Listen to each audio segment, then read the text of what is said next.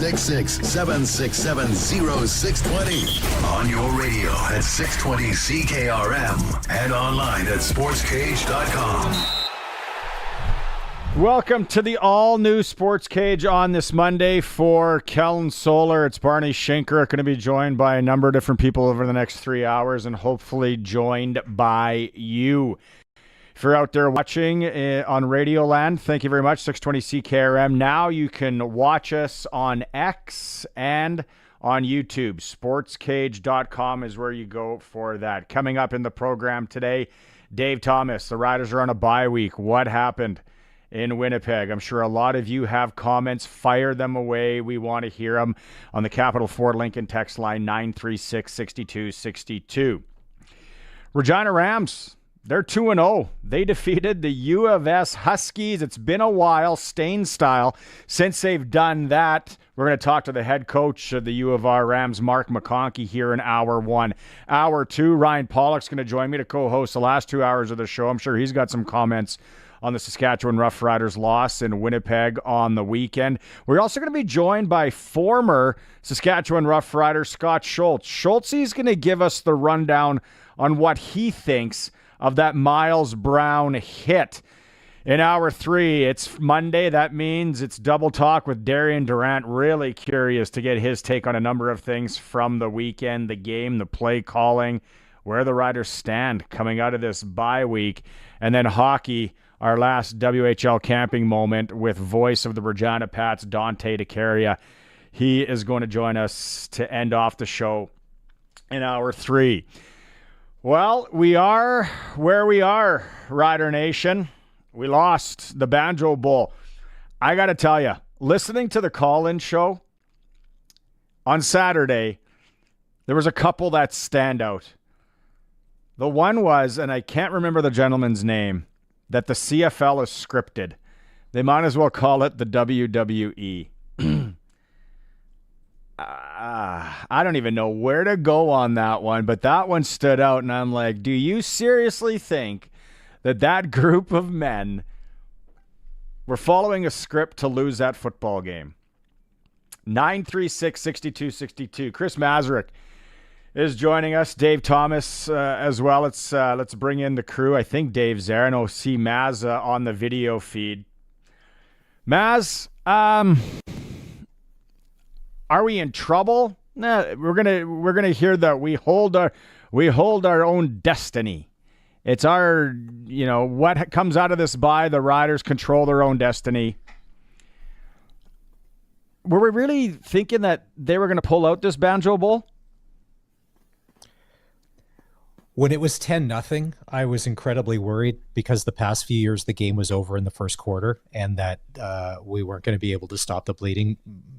We were, but you just knew somehow, some way it just wasn't going to stack up in our favor, which is unfortunate. And I know everyone's saying that we hold our fate in our hands, but Dave, the thing is, outside of Calgary playing horrible, Edmonton is surging. BC looks like they're getting it together. Winnipeg doesn't look like it's slowing down anytime soon. And there may not be a crossover spot this year. Like, we're in tough. Outside of the Stamps game, which it's never easy to win on the road, this is going to be a tough road to hoe for us to I think a home playoff date is probably out the window. We can hope for a third place finish and maybe a road game at best. You were hundreds of feet away from the action. Maybe you see it differently. The way I look at it, though, in my estimation, is that the Riders do hold fate in their own hands because the only season series they will not capture, and again, the season series probably is going to be a moot point when you consider the fact that the Riders do have that tie in their ledger, which could come back to haunt them, which could come back to be a real benefit. But the fact is that they can prevent other teams from getting 2 points. So they play BC, they play Edmonton, and they play Calgary twice. So they've got an opportunity to dictate the outcome of what their seasons are going to be. Now, yes, it's going to be difficult to turn it around if you're the Saskatchewan Roughriders and start flying the win column all of a sudden, as I start to sense for the first time that there is some genuine concern because it just doesn't appear like there's an answer for what's going on right now, if that makes sense, because you can point to that Winnipeg game, Maz, and you're right on, right? First two offensive series, first one block punt, second one you throw an interception, 10 points on the board. This looks really bad. But then it's a back and forth battle the rest of the way. And the Riders just are not getting any bounces, and they're not creating any bounces. For the first time, they don't get any turnovers at all in that football game. So to me, Winnipeg looked real polished, while the Saskatchewan Roughriders, I think, started to feel the pressure and started to scramble a little bit. That was the one thing that I took from the game was I can't remember who I was texting during the game, and it's like, we just need Winnipeg to make a mistake. When's Winnipeg going to make a mistake? Is it going to be a fumble? Is it going to be a interception, a block kick, something? When are they going to make a mistake? And they didn't. So I think having perspective on things and self-awareness is they were the better football team on Saturday, but we're right there. Like, again, the Riders are right there. So for everyone to think that the world is caving in and like scripted guy said, like, Chikai, how many games have we been right there? And I know that doesn't add up in the win column, and I know that means now we got a tough road to hoe. But this team isn't far off, and it's just one of those things, and you see it in sports. And in football, it's a short season. It's not as long as a baseball or a hockey or a basketball where you can turn things around. When things snowball, they snowball, and the Riders have been right there. So for people to call and say, O'Day's got to go, Reynolds has got to go, and bring in who? Like, do you remember what we had? And now Jason Moss, yeah, he's having a good run in Montreal, but sorry if any of his relatives are listening, the dude was an absolute spaz in Regina. I didn't like what at all. I thought where we are now, we're on the right path. It's unfortunate that there's been a few games that have slipped away. Man, I would love nothing more than the Riders to come out of this bye and ram it down the throats of so many. I hope, like it's like the kids say, keeping receipts, all this social media talk, all this, and then just ram it down everybody's, I'm going to say throat because we're on the radio here. The other thing is, I think there's lessons to be learned. Like, you don't have to be a football genius. For starters, if you've never coached professional football or played it, you got to watch what you comment on. It's a lot like doing this job where people saying, oh, Dave in play-by-play. Have you ever done it? Do you know how hard it is to call a 3-hour football game? It is, and then you got to prep, and then you got to worry, and it's live. So if you've never been in the trenches, if you've never coached it, just hold off on knowing everything about what's going on. And Coach Mace, for sure. Sorry, I'm going off on a bit of a rant here. We're turning it back. He's learned some lessons. Yeah, I think personally, that was a bad challenge call, but he tried it. He's learning as he goes because this is his first year doing this. Remember your first year or your first time doing anything in your life out there? Mouth breather guy that's chiming in? Just remember, put yourself in that. And I'm sure Mark Mueller wants a ton of those plays back that he calls. But if we know anything about Mark Mueller and how good he was early, they would be calculated. They probably saw something on that shovel pass that was going to work. That's how football works. You see what the other team is doing. It's like a chess game. And then you exploit that or try it, and then Winnipeg shut it down. They're a professional football team. So whoever wants to take it after that, I'm just like, people that are losing their minds on it, it's like, oh. Here's the thing that I have issue with, and we got to get together, Rider Nation, or everybody get on the same page. This whole Miles Brown is a dirty football player. I'm sorry, it's not. Barney, I just texted you the photos because the kids say the receipts don't lie. When the play happened, when Streveler ends up getting hurt, which is unfortunate, instead of sneaking, He decides to Yes. drop back a couple of yards, and the low pad level, and the picture that I sent you, and if we can get it up, we'll get it to Curtis. It shows him hitting him in the thigh. Now, what happens after that? And keep in mind, he's being tackled by an offensive lineman. Suter, and a lot of people want us specifically to ask Suter tomorrow to be like, dude, where are you getting this from? Because they're like, oh, that's 3 in a row. They're all roughing the pass. I'm sorry. But the other thing, too, is we as Rider Nation, we need to rally around this guy to be like, he's given her. The Caleros thing, fine, but the one earlier with Drew Brown in Ottawa, unfortunate, blocked into his legs. This one here, unfortunate. They take him out of the game. So here, I'm going to read you what the Winnipeg players said after the game. I think this is Brady Oliveira. Personally, I don't think it was dirty. Obviously, people probably want to look. It's the same player that happened last week. That was brutal, man. Obviously, it sucks that Strev went down with an injury. I kind of feel for 90 a little bit. People are really pointing fingers. Strev was still throwing the ball, and it's hard when you're getting pushed down and trying to make a tackle. I don't know. For me, it's probably hard to try and avoid. I don't know. I thought it was clean. I don't think it was a dirty hit. Just unfortunate that Strev had to go down with an injury there. That's one of the Bombers. That's Brady Oliveira saying that. It's a football play. I have so much respect for Brady Oliveira now. Like, to put his balls out there and say that, I have so much respect for him, because I'm going to have Schultze on in hour 2 here. Dave, you're just sitting there smiling. Let us take all the heat on this. Who cares? When Schultz he's guaranteed. He's watched it. The Bomber holds Miles Brown. But that goes on every play. There's holding that's missed. So whatever. So he loses his footing, and then in midair, with his eyes pointed the other direction, he lunges because it's football, and he just lunges. And Strevler, who's a short yardage player, if we're going to call him a quarterback, sure, he steps into it and unfortunately gets hurt. Like, how is that? How can you honestly wake up, go and watch that, and then say that's a dirty hit? Have you ever seen a dirty hit in football? Because that is the furthest thing from. Okay, here's my shopping list of reactions to what you've said. First of all, Barney, 1994 wants their word back. I'm having a spazzo? Really? Come on, Barney. You can do better than that. Next. No. I'm bringing it back. I think we should bring that back, because there's a lot of people that are spazzes. Okay, fair enough. I'll let you have that on half points. But you look at the last 7 games, the point margin in the losses, or the winless streak, if you will, is 4.3.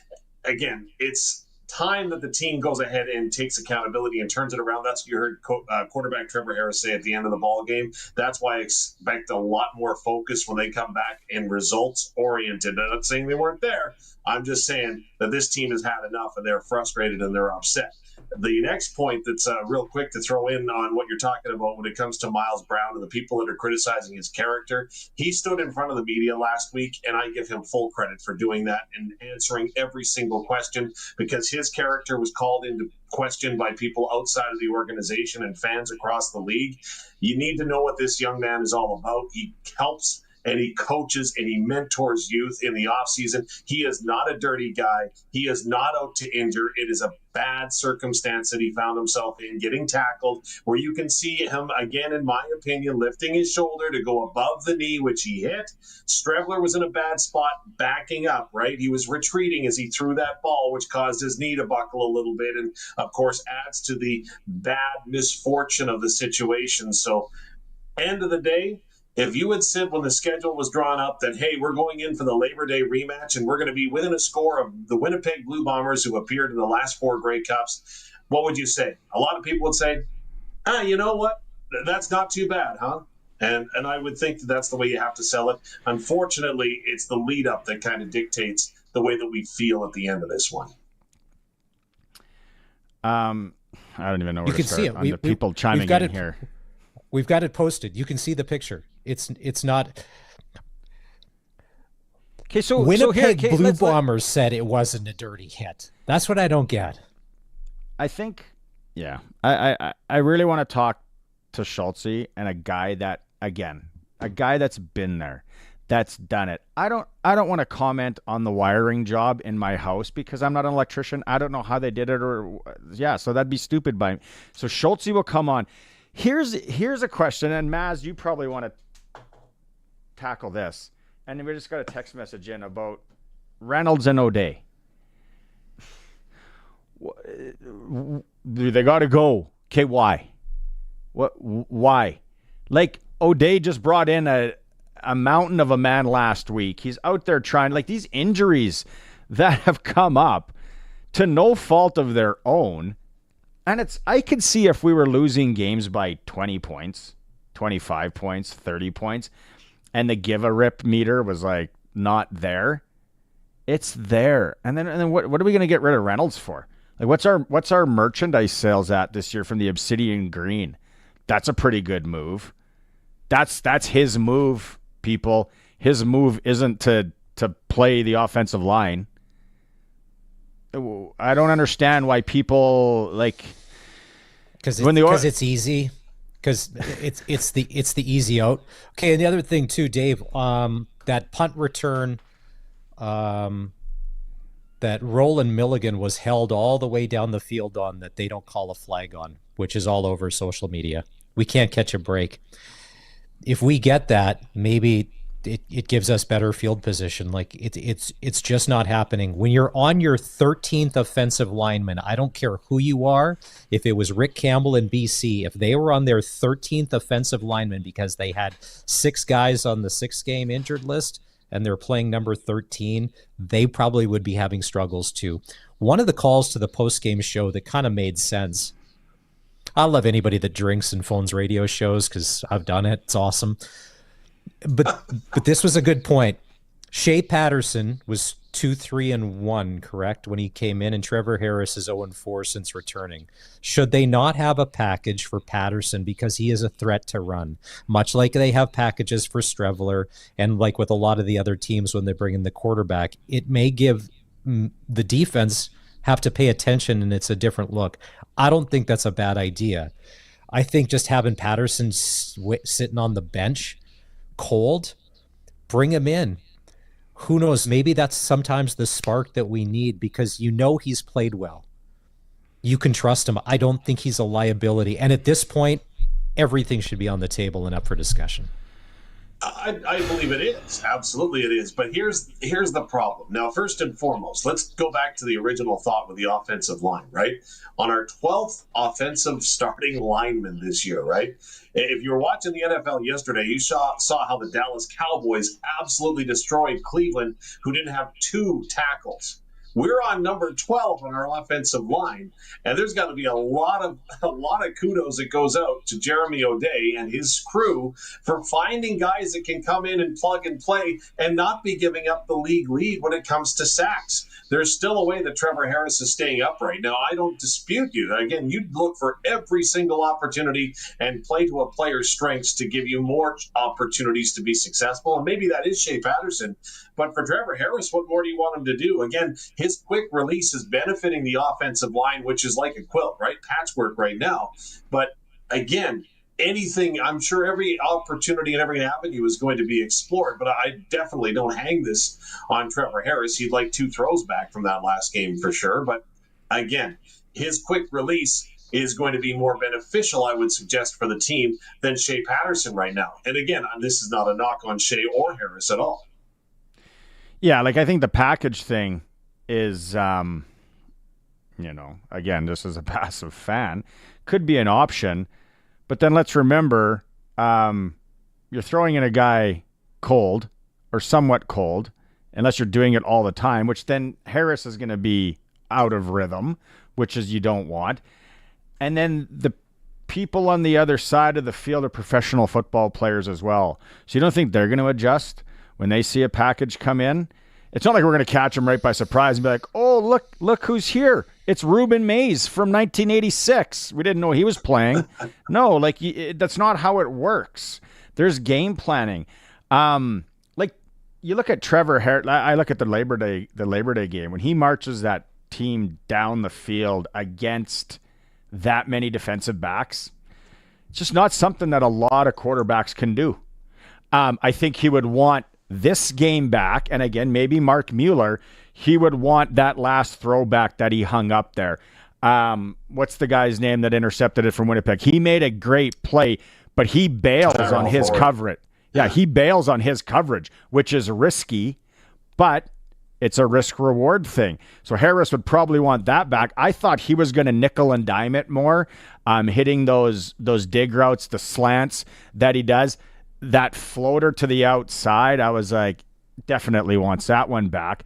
The other thing, I think, how do we get more out of a return game? And it's, Maz, you were texting me during the game, and yeah, Alfred's one part, but you look, he's not getting a lot of blocks. Now, is that Winnipeg being that much better on punt coverage, or is that us not making the blocks?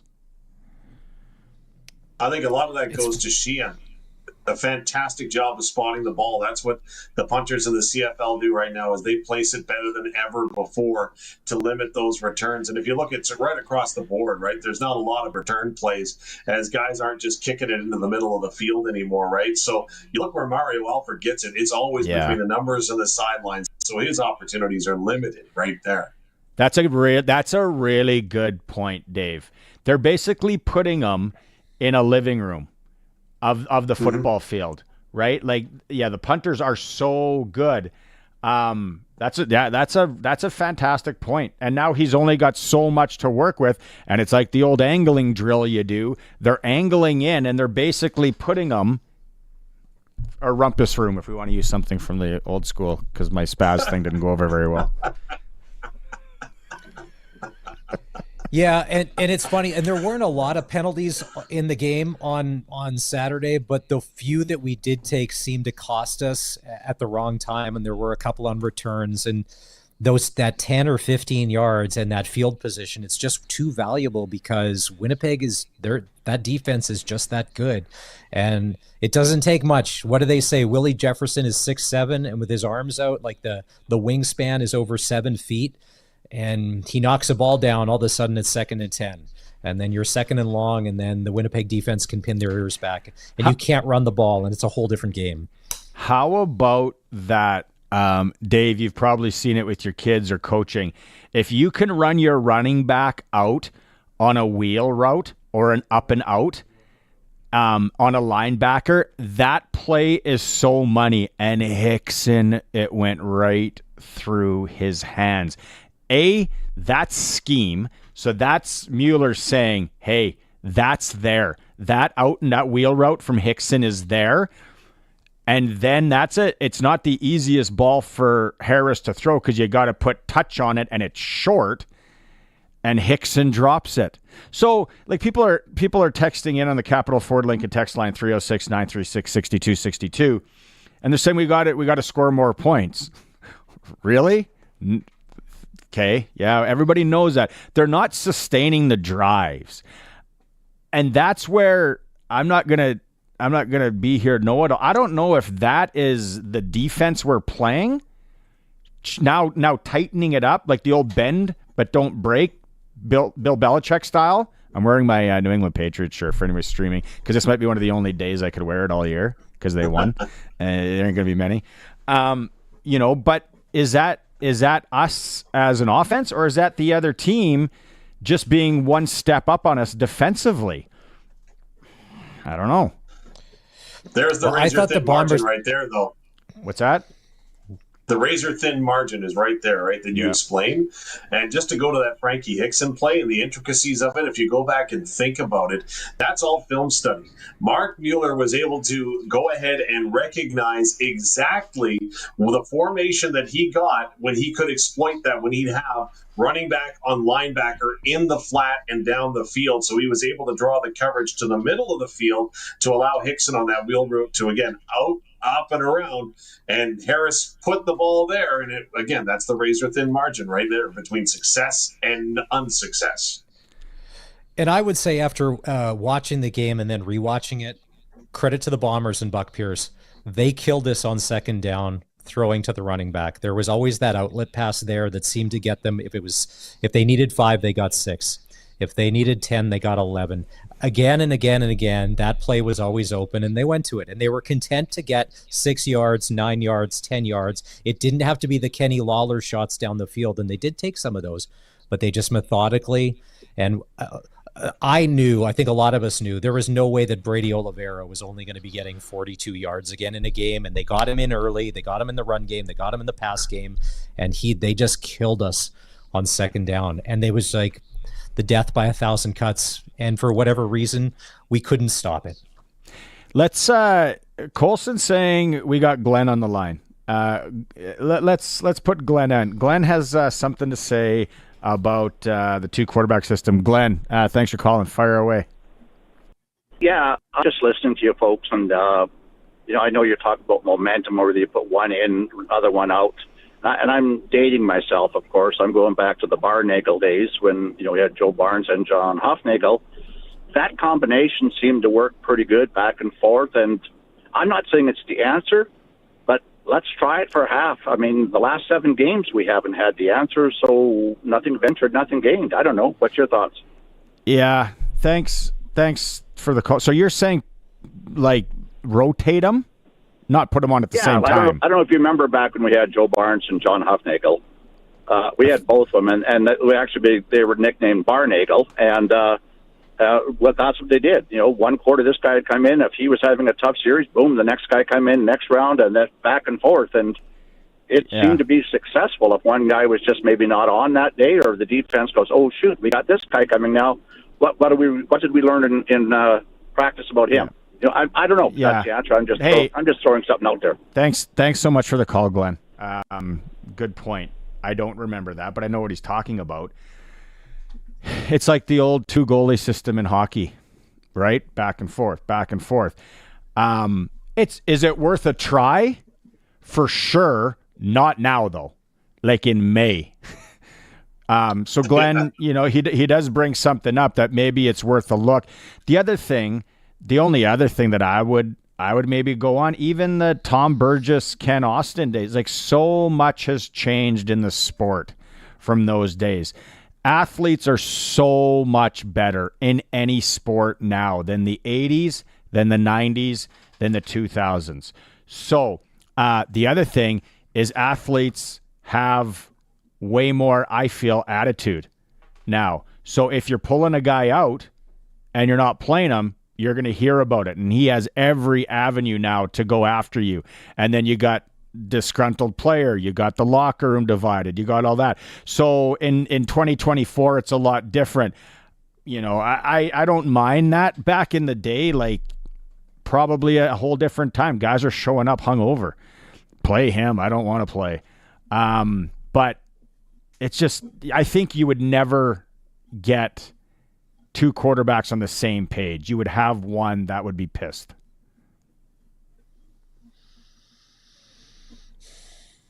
That's a deep breath. If you're watching, you saw it. If you're listening, you heard it. Well, if Patterson and maybe because we didn't see it because we weren't in short yardage situation, it seemed that our touchdowns came from far enough out where Harris stayed in the game, and so maybe the Patterson packages are there and we're not seeing them. But most teams now are working on a 2-quarterback system where they are coming in, and it's funny. Even on the play that Strevler got hurt, when he backed up, I'm like, they're going to throw, and my big fear was a bomber running free down the field that was going to catch an easy touchdown. That was my big fear on that play where he ultimately ended up getting hurt because I'm like, he's not just a decoy this time that's going to run. We're chucking the rock here. Even Tommy Stevens in Calgary, they do it with him. Who was in coverage on that? That's just it's just straight up man coverage, right, on that receiver, and that guy ran with Sales. And it's Strevler throwing. He actually didn't throw an awful ball. But Sales was all over the guy. I don't. The funny thing too about like Patterson, he's shifty.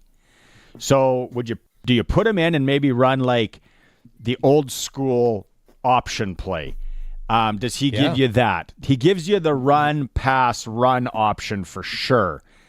But then you have a guy that can absolutely sling it, and he's shown that he's been able to manipulate defenses. He's been in the league a long time. And I think there's something there. Yeah, sure, try it. But come September 20th, I think we're a little too pot committed now to be trying anything. Maybe that's just me. And just keep in mind that if you want to go into second and short yardage units or have that kind of package installed, the one problem is the Riders, they are number 9 in the CFL when it comes to yards gained on first down. So they actually have the fewest second and short opportunities in the entire CFL. So that, in my eyes, is because the offensive line, right? You can't run the ball as effectively as you normally would want to on first down. So, for example, there hasn't been a third down measurement or even a second down measurement this season for the Saskatchewan Roughriders. They're the only team in the league that hasn't had a measurement thus far. So, again, that's why you can't put the package, or you may have the package in, you just haven't been able to use it.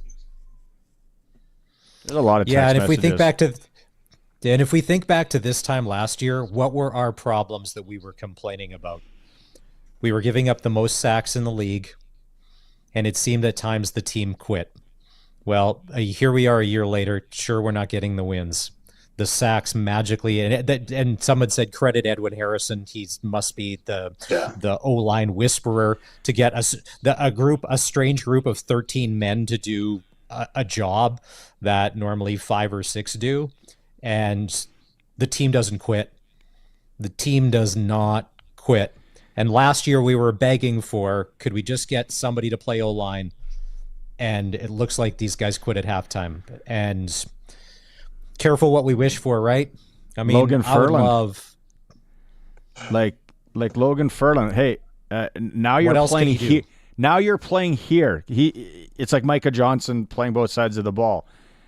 Man, like just perspective on things, on how it's gone. I'd be, like I said, if we were losing the games by 25, 30, the quit was there.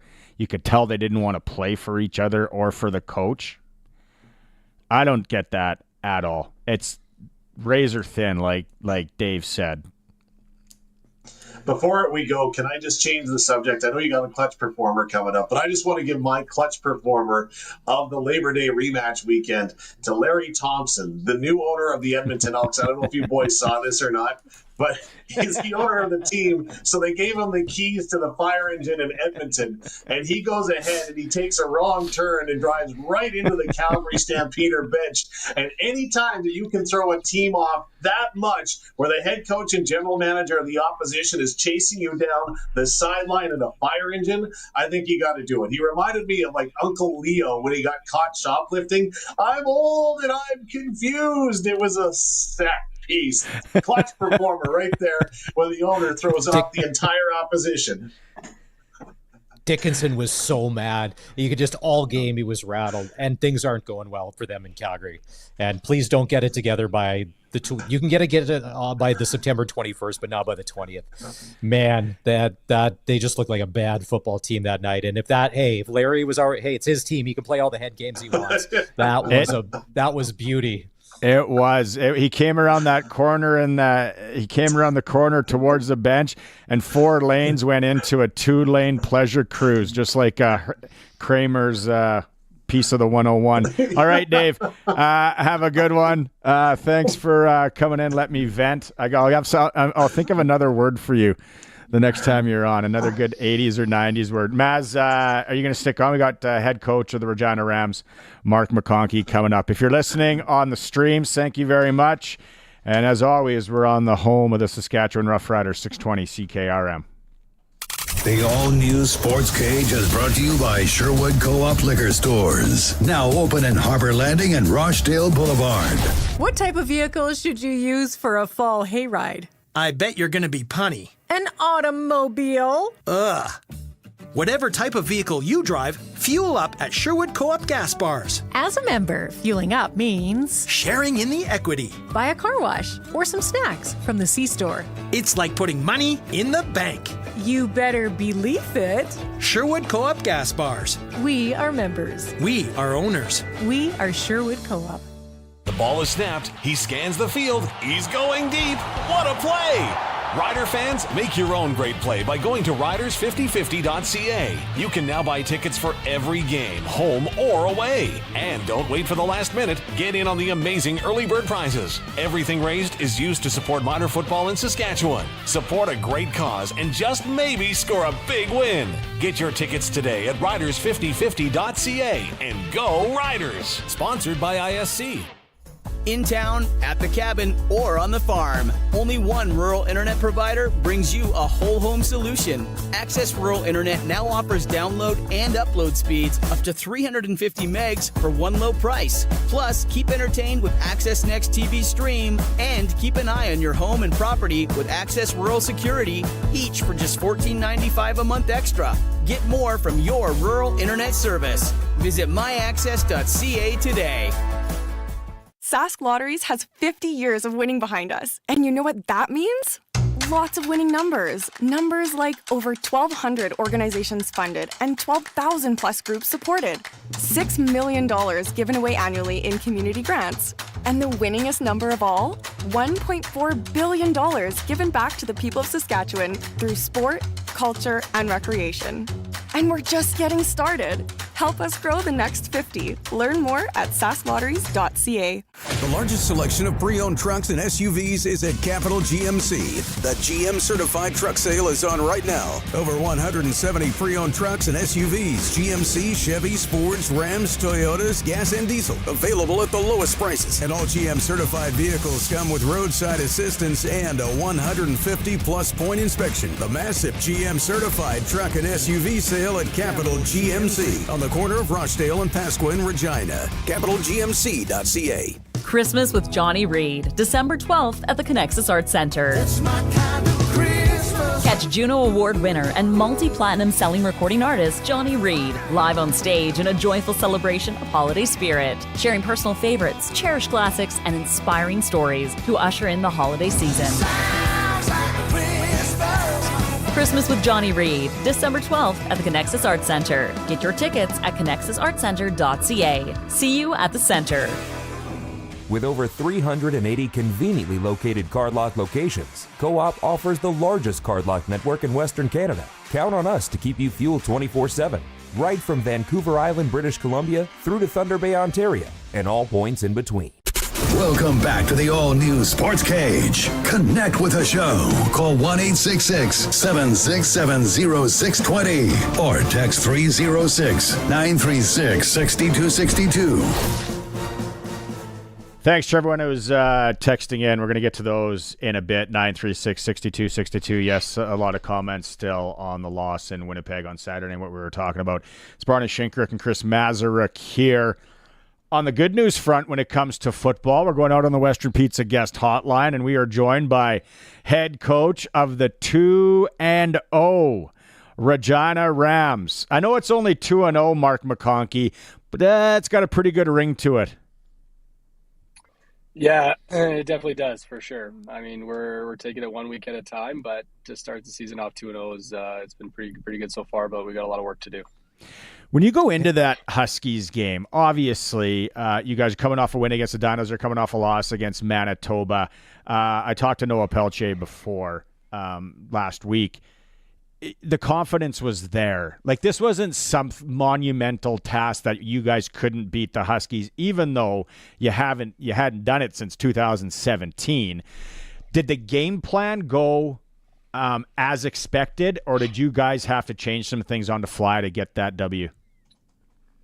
No, I think the game plan went close as we wanted it to. I mean, them scoring 21 points in 3 minutes was definitely not part of the game plan, and but yeah, our identity this week was to stop the run, and I think we did just that, and take some shots down the field on offense, and we connected on them. So we didn't really get away from it, and even when we had a big lead and they scored 21 points in 3 minutes, we didn't panic. We just kind of said, okay, we're good. Like, we're a better football team. We just got to execute, and our guys did just that in the second half. When's the last time you've shown that much emotion and your players have seen that much emotion out of you after that game? Yeah, I mean, I was just as excited to beat Calgary for sure. Anytime you can win in youth sports or professional football, I'm sure you can talk to Mueller. Like anytime you get a win, you're super pumped. But that one was extra sweet. Again, you're playing the provincial rival. They've had our number the last 8 games, I think, and we've been close. Like we were close in 2022. We lost by 1 and lost by 3, but they don't count close as a close. You don't get anything for it. It's still a loss. So again, just proud of the players and the coaches and how we were able to beat some adversity and find the win on Friday night. Hey, Mark, you're messing with the Huskies. What did we do when we were our planning meeting today? What was it, Barney? The Huskies haven't started 0-2. Is it 20 years? I think it's 2 decades. 2002. Yeah. I was working at Global Sports in Saskatoon. I would have been covering that 0-2 team. Yeah, like that. Wow, that's the roof is caving in when those guys are 0-2. And I'm glad that you can chuckle and smile when they scored 21 points in 3 minutes, because Friday night listening to the game, I was a little more worried than you. I'm like, I think we're in trouble, because 21 and a half is something, 21 in 3 minutes. You're kind of playing with fire. How do you bring it back in and get the guys to refocus and say, all right, it's okay, we still got this? Yeah, I'll try to say it in a more PG way than I would have told the team at halftime. But essentially, like, we're okay. I told the guys, we play in Canada West. You guys chose to come here and play in these tough games. There's no easy opponents. Who said it was going to be easy? There may have been a few more F-bombs in there, but that's what I said. The game plan is the game plan. We just got to go execute. And I said, we're bringing them into this game. And that's fine. We can't do anything about it. Let's just look forward and move forward and execute on O&D and specials. And the guys did just that. And our defense pitched a shutout in the second half versus a very good offense. So, essentially that's what it was. There's nothing you can do about the past. It was an ugly 3 minutes, but let's regroup and no one panic. And our guys, they bought into it and they did just that. Listening to McGuire talking to him today, Brendan McGuire, voice of the U of R Rams, Noah Peltier sets the single game U of R record for completion percentage at 83.9%. He was 26 of 31. Like I said, had him on the program on the Sportscage last week. Great kid, you could just tell. Good head on his shoulders, leader. Noah aside, maybe on the defensive side of the ball, who could we showcase here, Mark, that stepped up for you guys that maybe didn't get the accolades? Yeah, I mean, our defensive, we give out awards every time we win. So our defensive player of the game was Tarek Polias, big number 95 on the D-line. He made some big tackles. He's a big part of stopping the run and getting after the passer. He had a big knockdown on 3rd and 4. So he was pretty impactful on the D-line for us. And that was definitely something we were missing last year, is getting that push and stopping the run. And he's been excellent for us so far this year. Now you got UBC coming to town this weekend, and with a former Saskatchewan Husky quarterback in Mason Nias. Mr. Nias, Mason Nias there. What do you got to do? I mean, it hasn't gone right for UBC yet, but that's a good football team. How do you make sure that they stay 0-3 and not come in and steal one here on the road? Yeah, they're a super athletic team. Coach Neal is one of the best recruiters in the country, and he's always had success wherever he goes. And so we're definitely not taking him lightly. And I mean, right now, after film on Saturday, I told their guys, "What's our record?" And we're 0-0. We don't care about 2-0. We don't care about 0-2. We're big on just focusing on us and winning the week. So that starts yesterday, today, and all week. And we preach our guys that we got to win the week. We don't win on Saturday. We win Sunday to Friday is where we're going to win it, by doing your lifts, going to class, doing study hall, and obviously the football side of things is easy. So if we can take care of all those things and just continue to focus on our process and play Rams football, we'll be just fine. Right on. All right, go and get it Saturday. 3-0 sounds really good. Congratulations. Keep it rolling. We'll catch up again. Sounds good. Thanks for having me, guys. Right on. Head coach of the 2-0 U of R Regina Rams, Mark McConkey. Proud of those guys. I like that. I love how he threw in study hall and go to class. Listen, do you think everybody that played for the Alabama Crimson Tide under Nick Saban had perfect attendance? I doubt it. Yeah, he's pushing the schooling. I love it. Well, you kind of have to. And here's the thing about McConkey. He looks incredibly young to be a head football coach of a CIS program. Like, you expect older looking, grizzled, like, kind of, but he's not. It's that and you got to think after last year, like, they were 1-7 last year. They're 2-0 now. And however this plays out, just the difference you can see from last year's team to this year's team, it's already night and day. And I don't know what's changed, if it's just the attitude and everything's coming together. But yeah, 1:45 on Saturday with Brendan McGuire and 2:00 kickoff right here on CKRM. Regina Rams 2-0. It's time for a quick break. If you would have saw how young he looks if you're watching us on the stream on X or YouTube, or if you're just listening on the home of the Saskatchewan Roughriders, 620 CKRM. Have you lost control of your debt following unexpected car troubles, home repairs, an illness, or a divorce? You're not alone. Life happens. My name is Jasmine Brown. I'm a licensed insolvency trustee at BDO here in Regina, and I'm here to listen to your story. Every day, I craft personalized debt relief solutions to help people like you regain control. Take the first step now. Call 1-833-BDO-TALK or visit bdodebt.ca to book your free consultation. Uh-oh, the power's out and the lights are gone. It's dark. What do you do? If you had a standby generator from Shorty Generators, you could just keep doing whatever you want. Keep the power flowing all the time with Shorty Generators. They offer the largest selection of generators in Saskatchewan with all the major standby generator brands like Generac, Kohler, Champion, Cummins, and Briggs & Stratton. They can have it installed in your home so you'll never have to wonder what to do when the power goes out again. ShortyGenerators.ca. The ball is snapped. He scans the field. He's going deep. What a play! Rider fans, make your own great play by going to riders5050.ca. You can now buy tickets for every game, home or away. And don't wait for the last minute. Get in on the amazing early bird prizes. Everything raised is used to support minor football in Saskatchewan. Support a great cause and just maybe score a big win.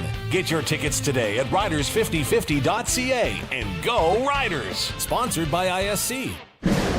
I hate when my power's out. It doesn't matter if it's a storm, accident, or planned outage. Losing power is frustrating. But you can keep your lights on with a Generac standby generator from Croft Electric. Even when your neighbors are sitting in the dark, a Generac standby generator can power your home.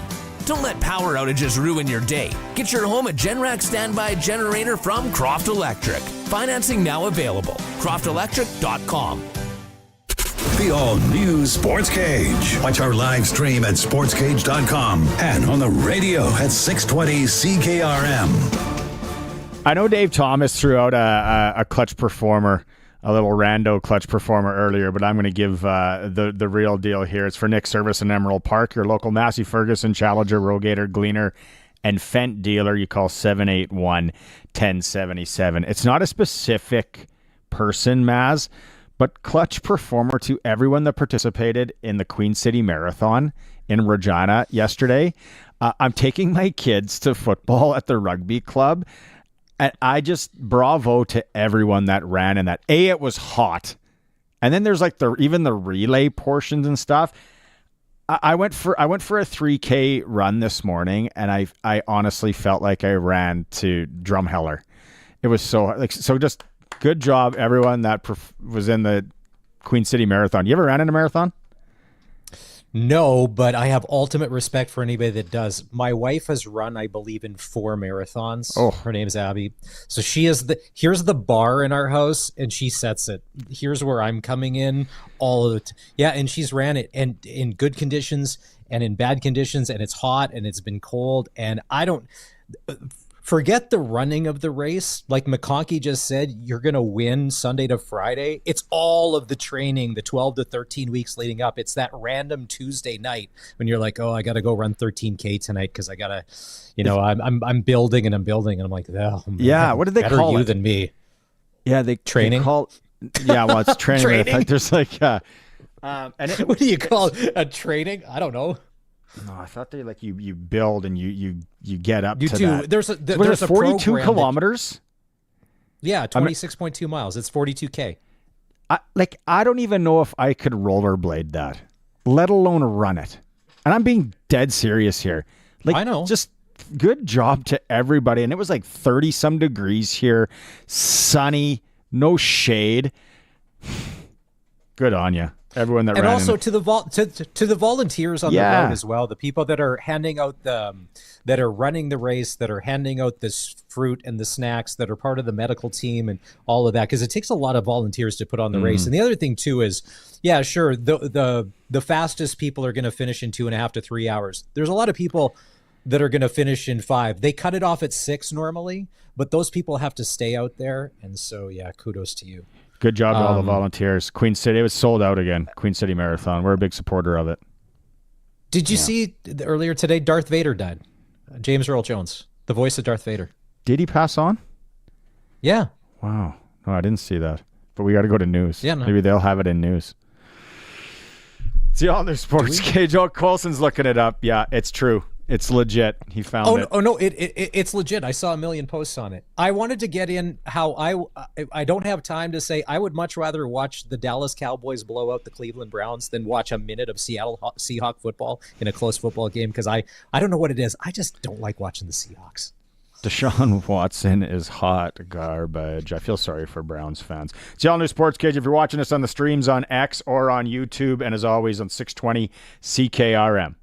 Hospitals of Regina Foundation Home Lottery New Zealand VIP deadline is midnight Friday. What if you could spend 10 days exploring New Zealand's South Island? Or take $20,000. Be in to win the $1.4 million grand prize package built by Ripplinger Homes with $25,000, the Echo Lake Cottage Early Bird, and the convertible and Cali bonus prize. VIP deadline midnight Friday. Buy now at hrfhomelottery.com. License LR24-0046. For pizza lovers who are short on time and hungry for a great deal, Little Caesars Pizza is ready when you are. Walk in, grab your hot and ready favorites, and walk out. It's just that easy. Try the classic hot and ready medium pepperoni pizza for only $7.99. You get a delicious quality pizza at a great price. It's available all day, every day for just $7.99 at Little Caesars. And try other hot and ready favorites like their iconic Crazy Bread or Caesar Wings. Little Caesars Pizza, 20 years of hot and ready.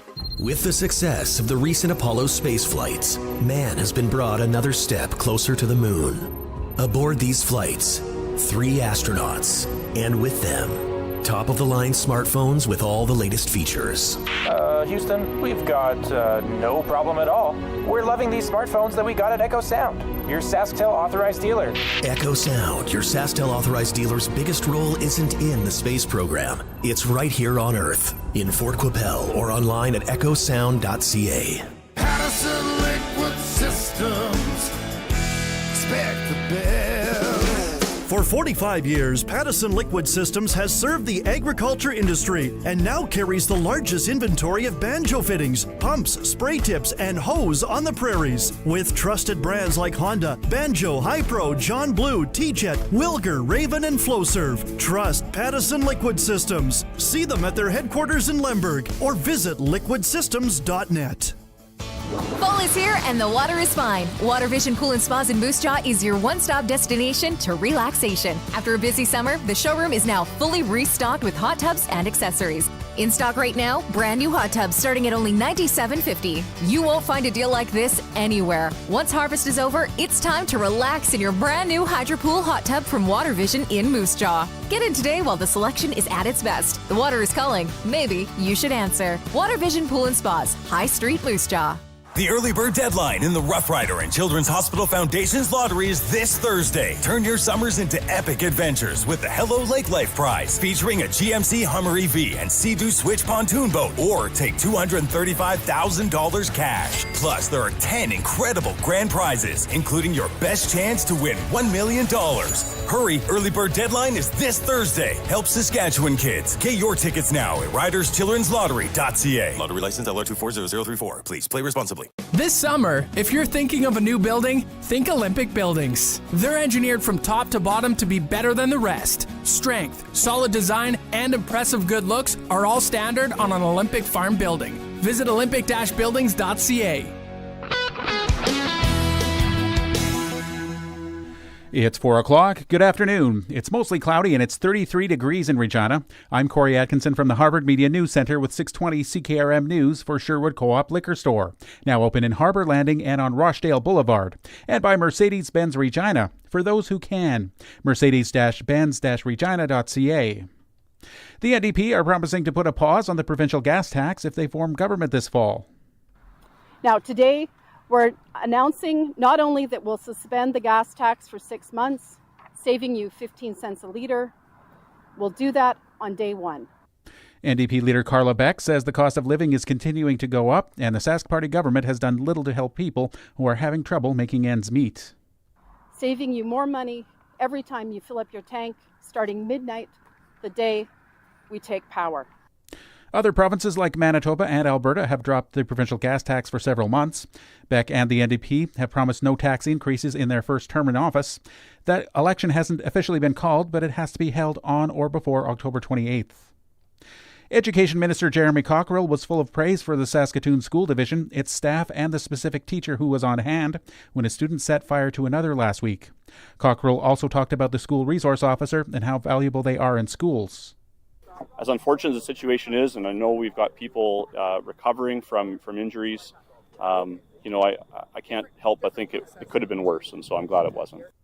Last Thursday, a 15-year-old student was doused in a flammable liquid and set on fire.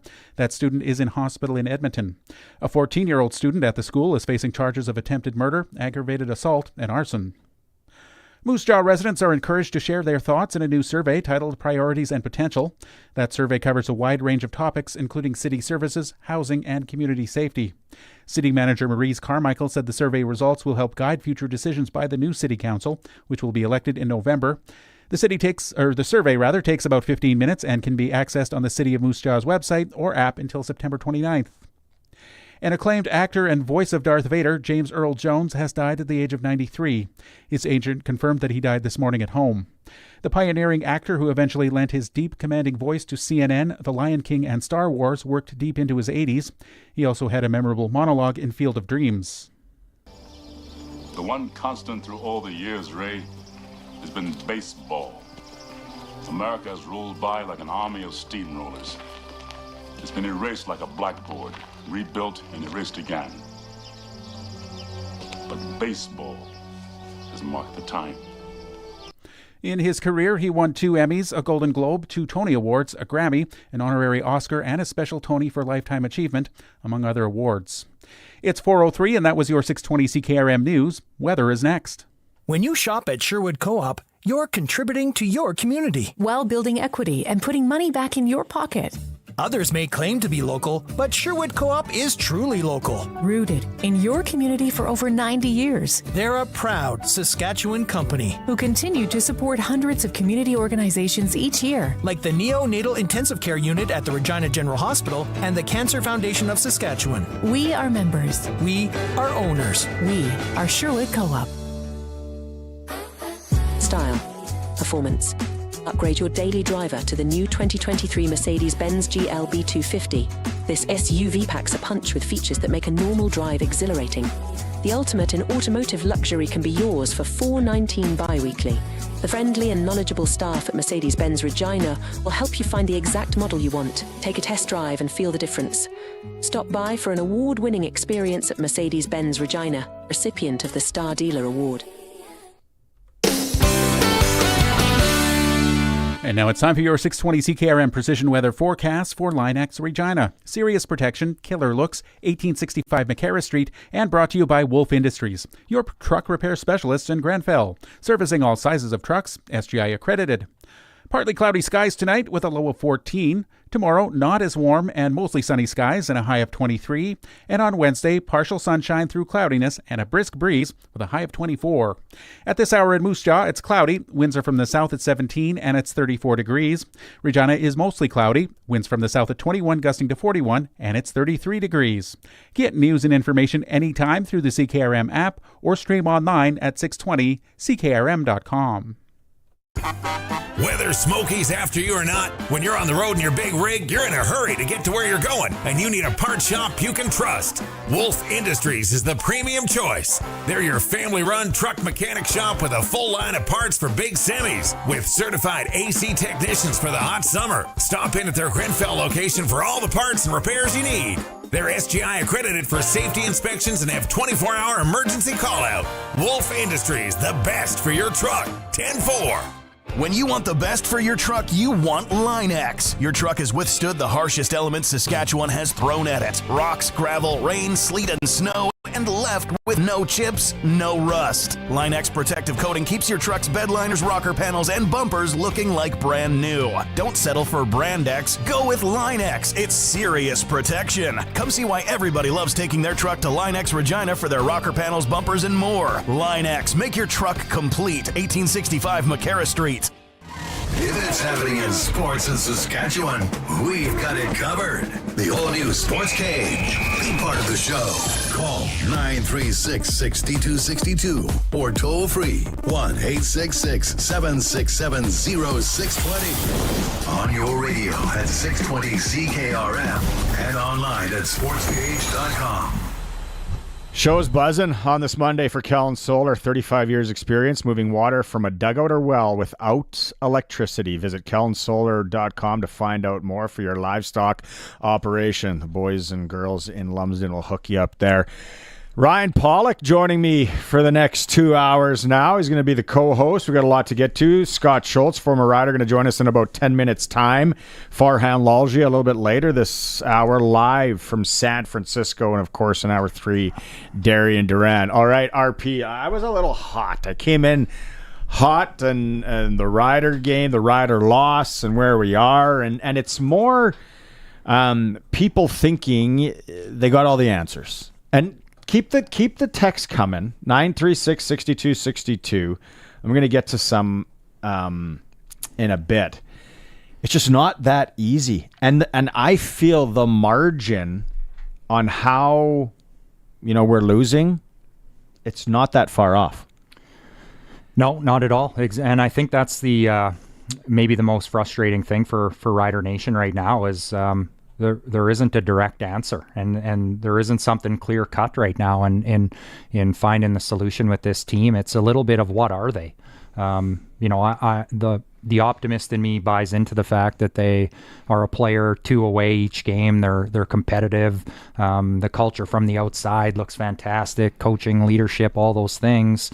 But at the end of the day, it's a team that hasn't won in their last 7. So.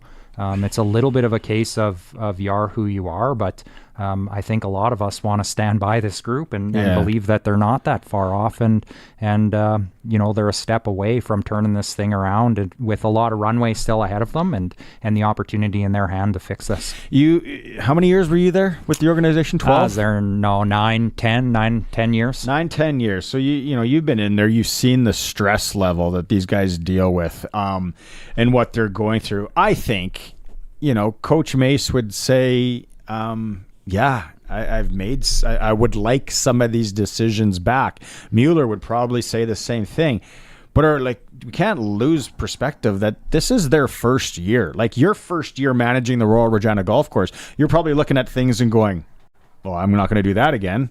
I did that, right? Like they came out so hot and we were so behind them, and now we're stumbling. But it's not throw in the towel, get rid of everybody, and bring in who? Why? Yeah, I'm not of that mindset whatsoever. I think we need to give this group time. They've proven that, they've shown that the ability is there. I agree with you. Maybe there's some opportunities that we'd maybe make a different decision here or there, but that's part of learning, like you say. And just like young players, at times you got to go through it, and sitting there and going through scenarios in an office and watching film is a lot different when you have 3 or 4 seconds to make a call, whether we're kicking a field goal, whether we're punting, whether we're going for it on 3rd down. When you got to make that decision and 33,000 people are standing over top of your shoulder looking, and that end result lies with you, it's difficult. So those are the opportunities that we're going to continue to learn from. And when those plays start to go our way again, and our group goes out there and executes at the level that it needs to, look out, because I do think that this team's just a step or two away. We're going to get to the Miles Brown hit probably more when Scott Schultz comes on in a moment here. But I don't even know if because all your roles when you're with the Riders, do you know how quick the determination would be to challenge a play? I find that would be one of the most stressful moments for the person that's got to make the call, radio it down to Coach Mace, and then Mace has now got to say, okay, this is on me. I guess we're doing it. Yeah, 100%. And I think the timing changes if you're on offense or on defense. So let's call it maybe 15 seconds from the end of a play to the time that next play gets blown in. Well, if you're on defense, you've got to make that decision really quick, because the other team's offense can get out there and quick snap one if it's a close call. If you're on offense, you may be able to buy a little bit more time, knowing that you're in control of the snap. But again, with that, you want to make a decision and move on, so your offense knows that a play's coming in and you've got to go. But there's a couple different scenarios that you look at. They've got iPads on the sidelines that can pull up the replay very quickly, and if something can be seen there, if it's at home, maybe it's the inside stadium camera. And I know when I was up in the box, in the coach's box for my last couple of years, even TSN would help us at times. We'd turn our attention right away to TSN and be able to see on the broadcast whether there was a foot out of bounds or whether there was a tug on the jersey or whatever it was. But it happens quick. And to my earlier point, even saying whether it was 35 to 45 seconds, but that's fast in a game. You're making a decision very quickly. Huge, like so fast. I find, and I think, a lot of people are digging a little deeper and wanting this, but you look back at that football game and you're buried in a 10-0 hole 8 minutes in. Unfortunate. Should the kick ever be blocked? Well, it's football. That's an all-star on the other side that's blocking it. So then the resiliency to come back the way they did, they couldn't finish it off. I find the running game too non-existent early. Maybe that again is Winnipeg took that totally away. Then when they shifted to play more of a pass defense, and we had a chance to run the ball, it's not. And like I said, I think Mark Mueller would probably want some of the calls back. Obviously, learning as we go. Yeah, resiliency is correct. Down 10-0 kind of right out of the gate, and it had that feel that it was going to get ugly quick. But then you look back, and the Riders are up 13-10 at half and up, I think it was 18-16 or something like that through three quarters. So hung on and switched the game for sure. And, I can't pretend to know more than Mueller for sure by any means, but it does seem like when they get Frankie into the game and get a little bit of a rhythm, not only is he slippery and dangerous, but it does feel like it opens up the field a little bit more. And I would like to see him get in the mix maybe a little bit earlier, but that's what a 10-0 deficit does to you right out of the gate as well. You want to get some momentum going and hopefully march down that field and start getting some points on your side. Chasing. For sure, right out of the gate. Yeah. Game plan changes 8 minutes into the game. Now you're chasing, and you can't, like you said, I think a lot of people were thinking it's like, oh no, this is going to snowball. This could be ugly, hostile territory, not an easy place to win. It had that feel for sure. It felt like they come out, they get that field goal, and then the turnover right away, I believe, is the interception right away, and then they come down and get the touchdown, and it just felt like, oh boy, we're going to be out watering the lawn here again right away. But the Riders held in there and responded and made a heck of a game of it. It's always a great night for Western Pizza. All the generous toppings and all the Greek favorites you love. Visit your local Western Pizza. Let's go out on the Western Pizza guest hotline. And long-time Saskatchewan Roughrider Scott Schultz joining us. Schultzy, thanks so much. I know you're a busy guy this day. A tough one. They're in Winnipeg. Like we said, not an easy place to win. Come out of the gate not the way they wanted. They're playing chase. What do you take from the game? Where do things maybe go wrong? What can we have done different in your eyes? Well, my take, guys, first of all, thanks for having me on. Great to be on your show. My take is more of not looking so much, what happened. It's what's in front of us. Like, there's only so much left in front of us to get back and secure this race. And, everyone, it seems that there's lots of fan in the flames and the unrest, and people are upset. But at the same time, myself, in a 9-year career, I've been through, I think, 3 or 4 9-9 seasons, and making it to the Western Final in 3 of them, or 2 of them. It's looking at, okay, where are we right now? What are the challenges? What do the riders have to do right now to position themselves to take a step forward? And I think if you break it down into those kind of consumable chunks and block out the negativity, that's how this team has to forge forward right now. They have to. I'm not saying circle the wagons, but they got to close ranks a little bit, let the media talk, and let them come to work, do their job, and work on the small steps at taking a step forward. And I think, as everyone talks, we've got a team that can do it. In the West, it's competitive, it's close, things can happen, and we're by no means out of this race. As a guy that's been in the locker room, like you said, you bring up a good point, those 9-9 teams, and we brought this up earlier in the show. It's like, there would be quit, and you'd be able to see that either for the to the coaches or players just quitting on each other. Here, you don't see that at all. But mind you, they got a monumental task now when they get back from this bye week. Absolutely, they do, and you don't see the quit, but and that's what's special, I think, about this team. In years past, the frustration had set in, and it seemed like one week after another, it was just rotating disappointments on certain things. But this team, they've shown resilience. They've shown it's not like they're getting blown out. I mean, how many of these games are down to a few points?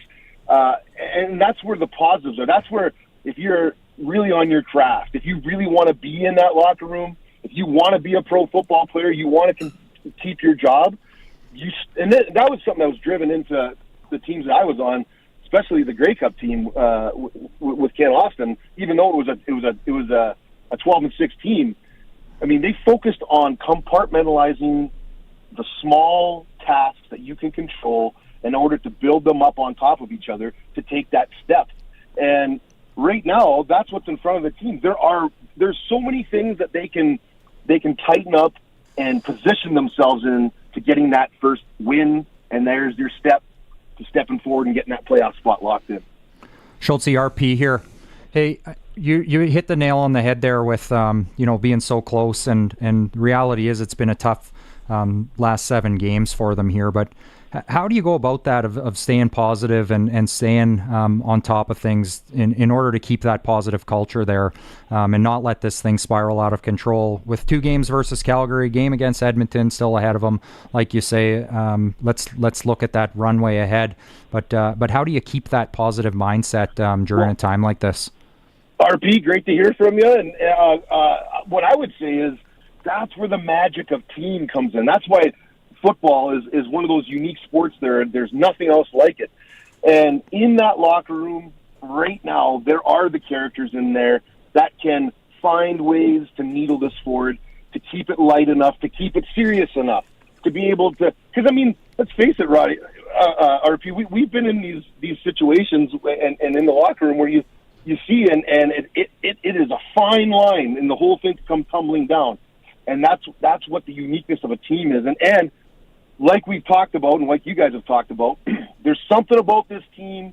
There's something about the fabric of this team where even the fans, upset as they are, they're not giving in totally on this team because they can see it. And that's where I'm talking about, hey, let's close ranks a little bit. Let's find a way to get that first and important step of the next win and build on it. Okay, let's get into it here. Miles Brown, it is baffling to me that people think this is a dirty hit. But take us through what you're seeing there. Guys, I have to say this. I am a former lineman and I'm speaking lineman speaking for linemen, the buffoonery and the level that the league has taken things to with these calls and the protection. Like, Barney, you sent me that clip. I watched it. I'm in agreement. If you take a look, and you're not supposed to look at football in frame by frame, guys. It's supposed to happen in the now. You make a play and you live to fight another day. The competitiveness of football past is certainly not what it is today.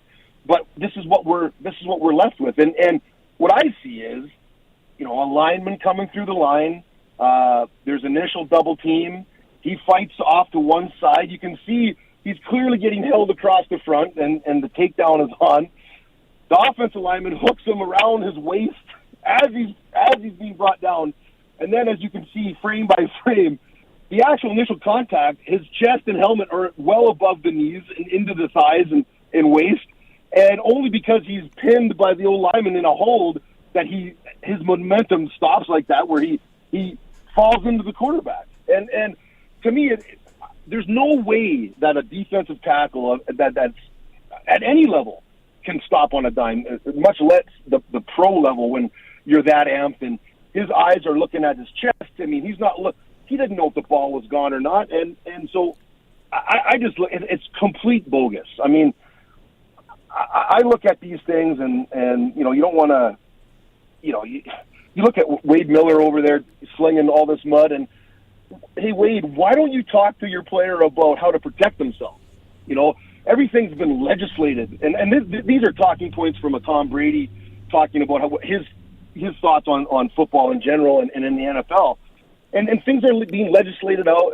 They're legislated to happen. People aren't working on the techniques. Like, we used to work on techniques all the time to protect yourself, to avoid tackles and all the rest. And now it's left up to someone else to make the call, and away we go. Yeah, one thing that I saw out of there too, Schultz, was Streveler had about a half-step drop. Like, he was in the washing machine right there.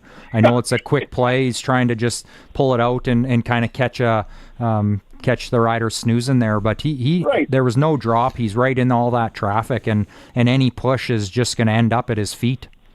Well, exactly, and you got to know that. You got to know it. You step into the blender, there's going to be some hazard, and Streveler's he's a slinger and a tough guy, and he's not going to shy away from that. So I liken it to this. You got to protect yourself at all times. I mean, RP, what do they tell you when you're a kid? Keep your head on a swivel, right? You keep looking around. Well, that's just because I grew up in Glencairn. But it's not, guys. To me, it's not up to the offensive or defensive player to protect the opponent. You need to protect yourself. It is a full contact game. There's millions of dollars that are poured into these leagues to pay these players and advertising and all the rest of it. It would be like boxing to say, I really want to win, but I don't want to hit him as hard as I can. I just don't get it. I think people should, and NFL quarterbacks echo this. Joe Burrow talks about this a lot, saying how just let us play and we accept the risk. If you get mangled, you get mangled. It's inherent risk of playing tackle football. It's like playing low post in basketball, going down and getting the ball, and you got an elbow in the face. That's going to happen. Schultze, we might have to have a new segment here, shooting from the hip with Schultze or something. But like I said, excited. I know you're busy. Thanks so much for taking some time. Let's catch up again. I sure appreciate it, guys. Next time I'll be even more prepared. We're going to get him on video. He was worried about that. He didn't want to come on the old. Okay, take it easy, Schultze. Yeah. No, and that's a guy that's been there. Like, he's done that for a living. So, again, like, I think, and, who was it? Oliveira? That said, it wasn't a dirty. Yeah, it was Oliveira that we had earlier. Yeah, so massive respect for him. And I think most Winnipeg fans would see it. Can't wait to talk to Glenn Suter tomorrow, because I know a lot of people are like, and maybe now that Suter's had a chance to look at it. He was saying, like, Joe Burrow said it too. I remember Tom Brady said it too when he was playing against Ed Reed and Ray Lewis. Yeah. You don't hit your receiver on the crossing pattern when you're playing Ed Reed or Ray Lewis, because you're going to lose that receiver for 10 to 12 games. Right? What did Joe Burrow do to his hair, by the way? Did you see like the peroxide? Like when you remember when you were a kid and you all wanted to bleach your hair? At a Bantam rookie party. Yeah, very, very much so. And then I was watching today on social media, and not taking anything away. I don't like the Chiefs, but Patrick Mahomes is an amazing quarterback. And they were showing the hits that Brady took back in the day, like decleaters, guys coming off the edge. That stuff does not happen anymore. Probably for the good. But then on this one, CFL, Strevler, like you said, RP, you're a quarterback and you got no drop and you're hoping to maybe hit that man coverage and a guy on a deep post and you got guys diving at your legs. You played the position enough to know you're in danger. Yeah, I mean, the guys on the opposite side of the ball are getting paid to come and get you. Yeah. So at what point, in reality, at what point are they supposed to slow down to avoid this? It's at its finest, it's a bang bang play. It's not late, right? So no. At what point are we supposed to hold up? And I'm glad Schultze said the same thing, because when I watch that clip, I see. I see Miles actually doing a heck of a job of continuing to penetrate through after getting lassoed, and he's driving forward and second effort and all those positive things that we were talking about early about this team can be seen right in that clip, and then it ends up in a bad situation. He is sideways. He gets double teamed. His feet get taken out. He is not even looking. He just knows where he has to go as part of his job to penetrate. And he hits him in the thigh, and his cleat catches the turf and knee hyperextends or whatever happens there. Yeah. So let's take a quick break. We got him standing by. He is in San Francisco for Monday Night Football. Farhan Lalji, join us. Thanks if you're streaming and watching us on the streams, or as always on 620 CKRM. The all-new Sportscage is brought to you by Bronco Plumbing and Heating, where professional service is guaranteed. They'll treat you right. 781-2090.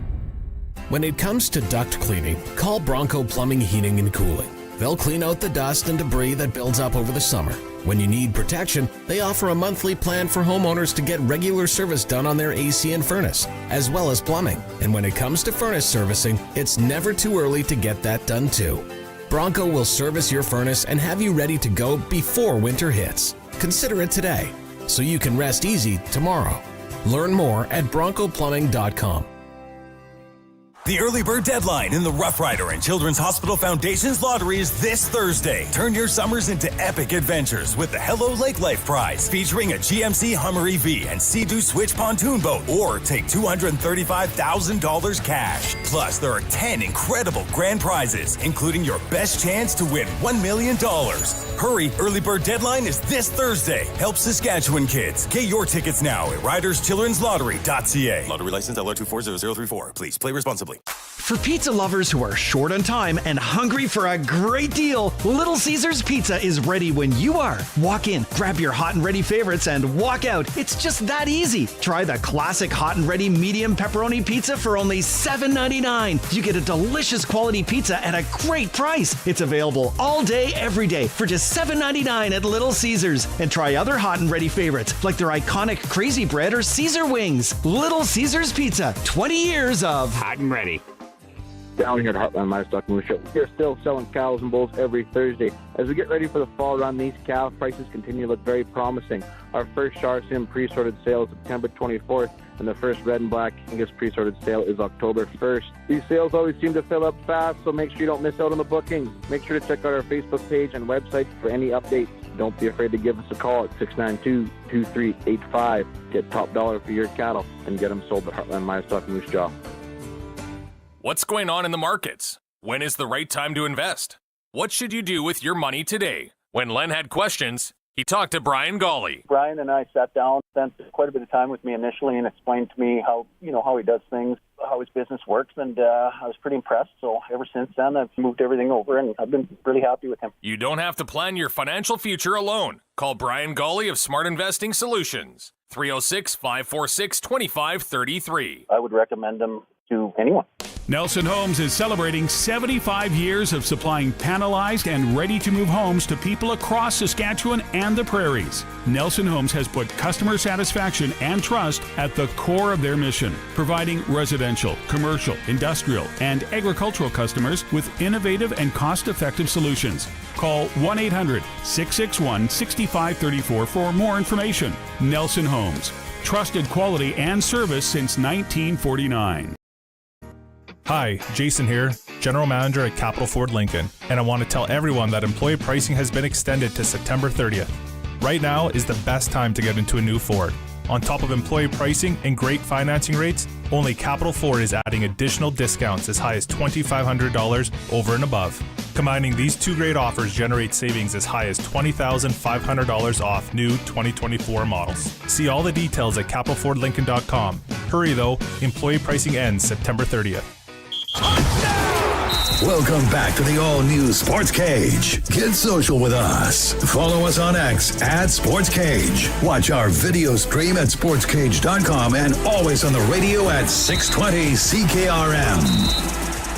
And Mondays is for Kellen Solar in Lumsden. 35 years experience in moving water from a dugout or well without electricity. Visit Kellen Solar to find out more. They'll hook you up. Do you want to get into some NFL chat? Monday night, like I said, Farhan Lalji is going to join us right away. What games did you? I didn't get to watch a ton. Like I'm wearing, like I said, if you're watching on the stream, I'm wearing my New England Patriots shirt because there might only be a couple days this year that I can wear it. Take them when you can. But that was baffling. Even when I, as a Patriots fan, when I clicked on there and I'm like, oh, they're winning this game, and then they won. What other ones jumped out at you?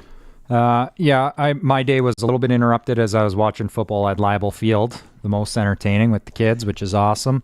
Caught the start of the Steelers game as my oldest boy is the Steelers fan, so nice to see them pull out a W there. Again, a team in flux, let's call it, that they're going to try and find their identity this year as well. But Tampa Bay, I'm happy to see. I'm a Baker guy. Are you? Yeah, I like it.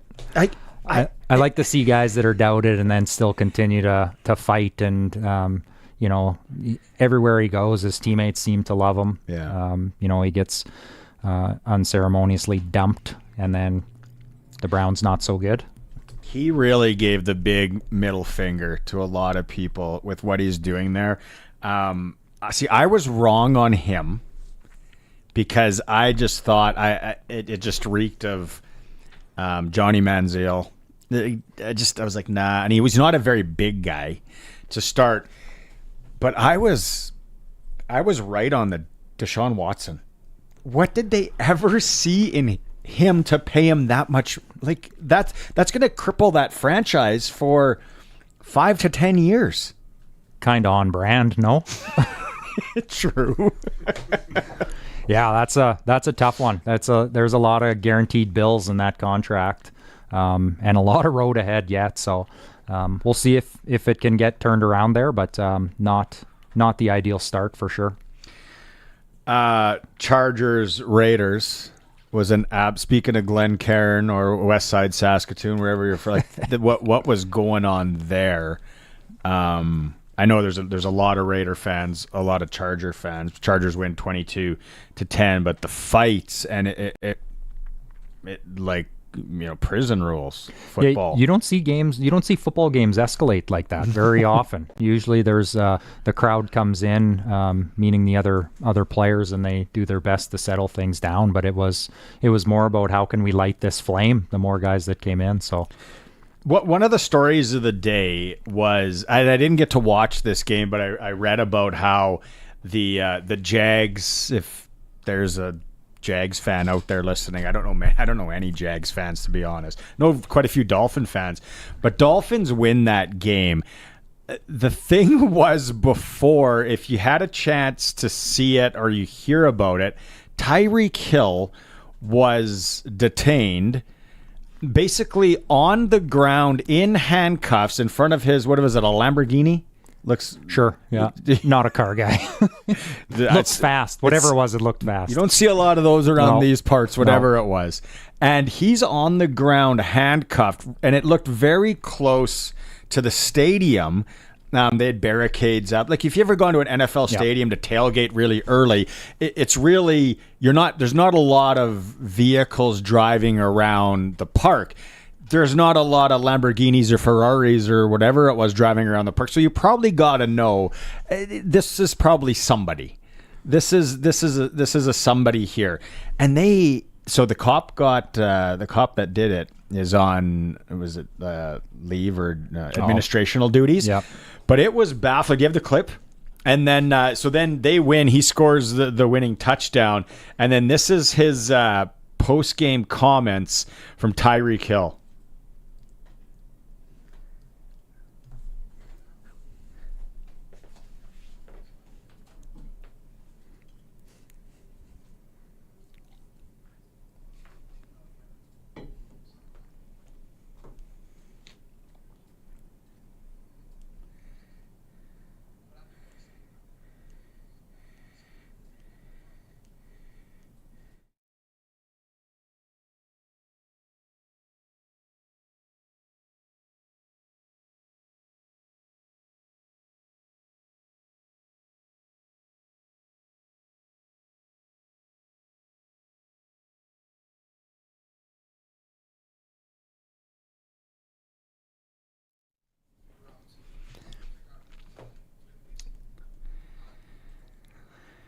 Yeah. What if he wasn't? Tyreek Hill is right. And I guess we get to see how a lot of that does go down, probably more so south of the border than here. But talk about power trip. What do you do? If he was speeding or sure. But to have him cuffed on the ground right by the stadium. Yeah, I give Tyreek a ton of credit for the way he handled that. Post game like that, an opportunity maybe to let some emotions out and maybe vent and say something that he maybe later wants to walk back. So a ton of credit for how he handled that, and then to go out on the field and perform, and the celebration was a little. The celebration was next level. Definitely out of pocket there. It was pretty sweet. Like that was, if you didn't get a chance to see it, you got to go check it out. It was amazing. Let's go out on the Western Pizza guest hotline right now, and he's live in San Francisco, our man from TSN, Farhan Lalji. Farhan, sights there look pretty nice. Let's get into that one first. What are you expecting in this one, the Jets and the Niners this evening? Well, Barney, I think I'm going to have a tough time hearing you because all of a sudden my AirPods aren't working. So I'm trying to go off the speakerphone on the phone, and given all the ambient noise, it might be a bit of a challenge. But I can tell you I'm excited about this game. Just so many storylines around it. When you look at Aaron Rodgers coming back, basically a year to the day when he got banged up with the Achilles and lost his season last year, and you play against the San Francisco team that so many people have already got penciled into the Super Bowl again this year. So it's going to be a lot of fun to watch this one. This is a tough place to play. The crowd here is electric. And, of course, you know that Aaron Rodgers is from here. He's from the Bay Area. The 49ers, he's 6-3 in regular season games all time against the 49ers. So he's motivated when he comes down here to play. And I'm looking forward to seeing how he responds in the year that he's turning 41. Yeah, Berkeley, California is where he went to school. What, Farhan, a lot was made about how the Jets ended last season and how good they looked without Aaron Rodgers. Are we expecting that, can we expect that same Jets team? Well, look, when you look at this Jets team right now, I mean, they're loaded, right? I mean, look at them defensively. Even without Hassan Reddick in the building, this team has got playmakers at every level defensively. And the fact is that, when you look at what San Francisco does best in terms of pushing the ball down the field, that's what the Jets do best at defending. So, as much as I like Garrett Wilson, I'd be staying away from a matchup with Sauce Gardner, right? So they've got an elite-level defense that's Super Bowl ready right now. And then you look at what's happened offensively. The fact that Garrett Wilson could get 1,000 yards in back-to-back seasons with Zach Wilson at quarterback and what they were rolling out speaks a lot to his ability. Now you've got Mike Williams on the other side of him, and he's looked good the last week and a half in camp. I mean, he didn't do team drills during training camp, but he's involved now and looks pretty good, and he can win those 50-50 balls. And then you've got Breece Hall, and then you've got a revamped offensive line that's brought in 3 veterans to really help keep Rodgers upright. So when you look at it all, I mean, this team is poised. Challenge is they've got such a good division, right, with Buffalo and Miami there, and New England surprised everybody this past weekend, so it's not going to be easy to get through that. Plus, the AFC is just so loaded, especially at quarterback. But this team, in my opinion, they won 7 games with that quarterback situation last year. The sky's the limit if Rodgers can be just 75% of what he was a year ago or before he got hurt. What you mentioned the Patriots. Let's put that one to the side because I'm going to talk about that enough, and people are going to get sick of it. But what other games or what else surprised you in Week 1 so far, Farhan? For me, I think it was just the lack of overall offense from a number of teams. I think Bill Belichick had a stat that more than half the teams threw for under 175 yards passing, right? So, you look at the rookies and Bo Nix and Caleb Williams and Jaden Daniels and what they were able to get done or not get done in their passing game. But just across the board, right, the number of high-end quarterbacks, even in victory, like a player like Dak Prescott, under 200 yards. And there was so much of that around the league. The defense has really, really won the day. The game last night, when you look at the Rams, and look, I expected Detroit to win that game, but when you look at what the Rams came out of that game with, in terms of injuries, with 3 offensive linemen banged up in Puka Nacua, going on the injured reserve list, like, boy, I mean, a team that I thought had a chance to do something in the NFC can't do anything now. Jordan Love out, Malik Willis has to go in. I mean, I thought the Packers were a dark horse team. Now all of a sudden they're going to have to play with Willis, who isn't even close to Jordan Love as a quarterback, in my opinion. So, A, the lack of offensive production overall with defenses winning the day, and B, the number of key injuries teams are going to have to deal with going into Week 2. Dak Prescott finally gets his contract with the Cowboys. Good move from the Cowboys, or should they maybe have looked at moving off Dak and then not giving him that bag? Yeah, I have a tough time with that one, and I'll tell you why.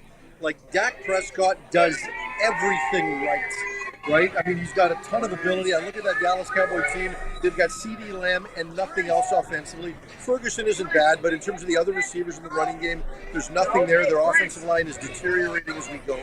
They've got some good pieces on defense, but this is a quality character guy that you want to build your team around. But is he a top 10 quarterback in the NFL? He's certainly not a top 5 quarterback in the NFL.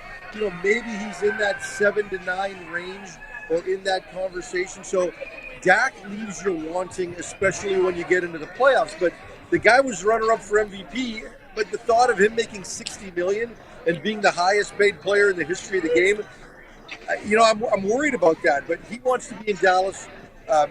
Jerry Jones wants him to be in Dallas. There's so many things that fit. But should he be the highest paid player in the league? I don't know. So, usually I've got hard takes on this one. Like, DK Metcalf next year is going to get over $30 million to play.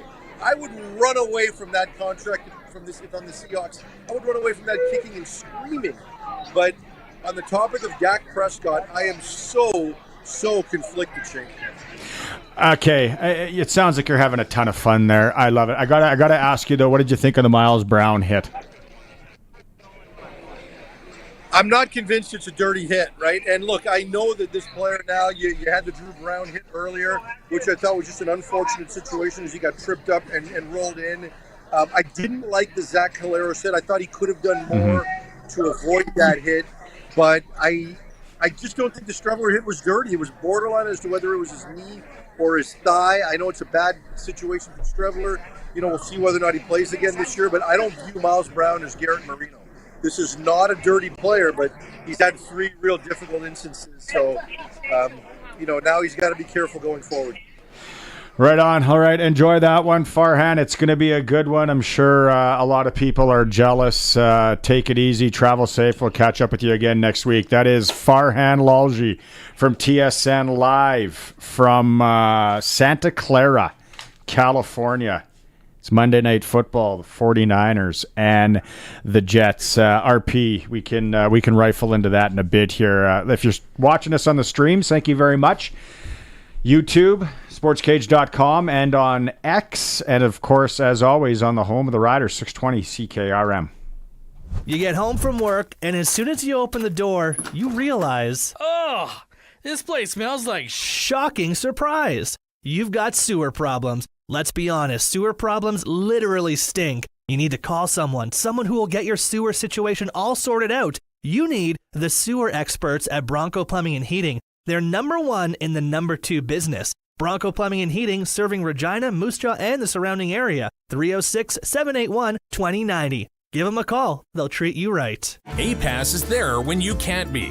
As farmers and ranchers, you need to fight increasing costs and regulation. But how are you supposed to be everywhere at once? You're busy with harvest, so you don't have time for meetings with politicians, presentations to committees, and tracking legislation that will affect your farm. This is where APAS comes in. Your APAS representative, the APAS Board of Directors, and the Canadian Federation of Agriculture all work together to represent you. APAS is there when you can't be. Visit apas.ca and become a member today. It's been a long day. I don't want to cook. I'm going to surprise the family with a pizza night. I'll be a hero. My family might actually pick me up in celebration and carry me around the kitchen, and they'll chant my name, and I'll be celebrated until the end of time when I... This isn't Western pizza. I thought you loved us. Don't pizza fail. Get what they want. It's gotta be Western pizza. Big on toppings, big on taste. And get it hot and get it fast. Western pizza. When you have a big job on the go, always head to Prairie Land Rental for everything from skid steers to excavators to jackhammers. You'll get everything done with equipment just from Prairie Land. You won't need to go anywhere else. And at Prairie Land, you deal directly with the owner. They're very local and very Sask. They appreciate your local business, and they've got everything you need for your projects. They'll even deliver. Prairie Land Rental, 600 Albert Street. prairielandrental.com. Compact and mighty and ready for a challenge. It's the Kubota BX80 compact tractor. Tough enough for your loading, mowing, and snow removal jobs. Right now, get 0% financing for up to 72 months. See your Kubota dealer for details. The early bird deadline in the Roughrider and Children's Hospital Foundation's lottery is this Thursday. Turn your summers into epic adventures with the Hello Lake Life Prize, featuring a GMC Hummer EV and Sea-Doo Switch pontoon boat, or take $235,000 cash. Plus, there are 10 incredible grand prizes, including your best chance to win $1 million. Hurry, early bird deadline is this Thursday. Help Saskatchewan kids. Get your tickets now at riderschildrenslottery.ca. Lottery license LR240034. Please play responsibly. This summer, if you're thinking of a new building, think Olympic Buildings. They're engineered from top to bottom to be better than the rest. Strength, solid design, and impressive good looks are all standard on an Olympic farm building. Visit olympic-buildings.ca. The all-new Sports Cage continues. You can watch our live stream at sportscage.com and always on the radio. Saskatchewan's voice for local sports, 620 CKRM. Barney Shankaruk, Ryan Pollock here. We got Colson, we got Curtis running things on the stream and on the radio. All right, so it was last week we started this Friday Night Lights, Sports Cage Friday Night Lights. And our first game was Indian Head, the Bronx, versus Broadview. Oh, what was Broadview's name again? I feel Broadview. You remember, Colson? Broadview. Anyway. Barracudas? No. I think that's what I said, and I was way off. Anywho, 33-6, Indian Head over Broadview. Brand new McCall Field in Indian Head. Oh, yeah. Lights, new turf. And we had some pictures. I think it's on sportscage.com. You can go see the story there. Fantastic job done by everybody out there. They talk about the Bronx burgers as well. But it was an under the lights game. It looked beautiful. So kudos to everyone there. And it was Indian Head. 9-a-side or 6-a-side football. That's what I was just going to ask. Is that 6 or 9 man there? Do you know off the top? That is. What was Indian Head Broadview? That is. I think is that 6. I watched a little bit of 9. My son was playing a little bit of it this spring, and it's cool, man. There's a lot of field, and those kids that can run can really open it up, and it's kind. It's almost like flag football, but you got to tackle. Do you know what I mean? Yes. Like it's that really open athletic type of game. So fun to watch. Some other scores in the 6-a-side 1A. It was Hanley over Viscount 48-26. Here's a tough one to read, but I'm going to read it. Balgony. That's your old school? That's my alma mater. Greenall? Yeah. Is it? Oh, I don't even know how this one's possible. 92-6.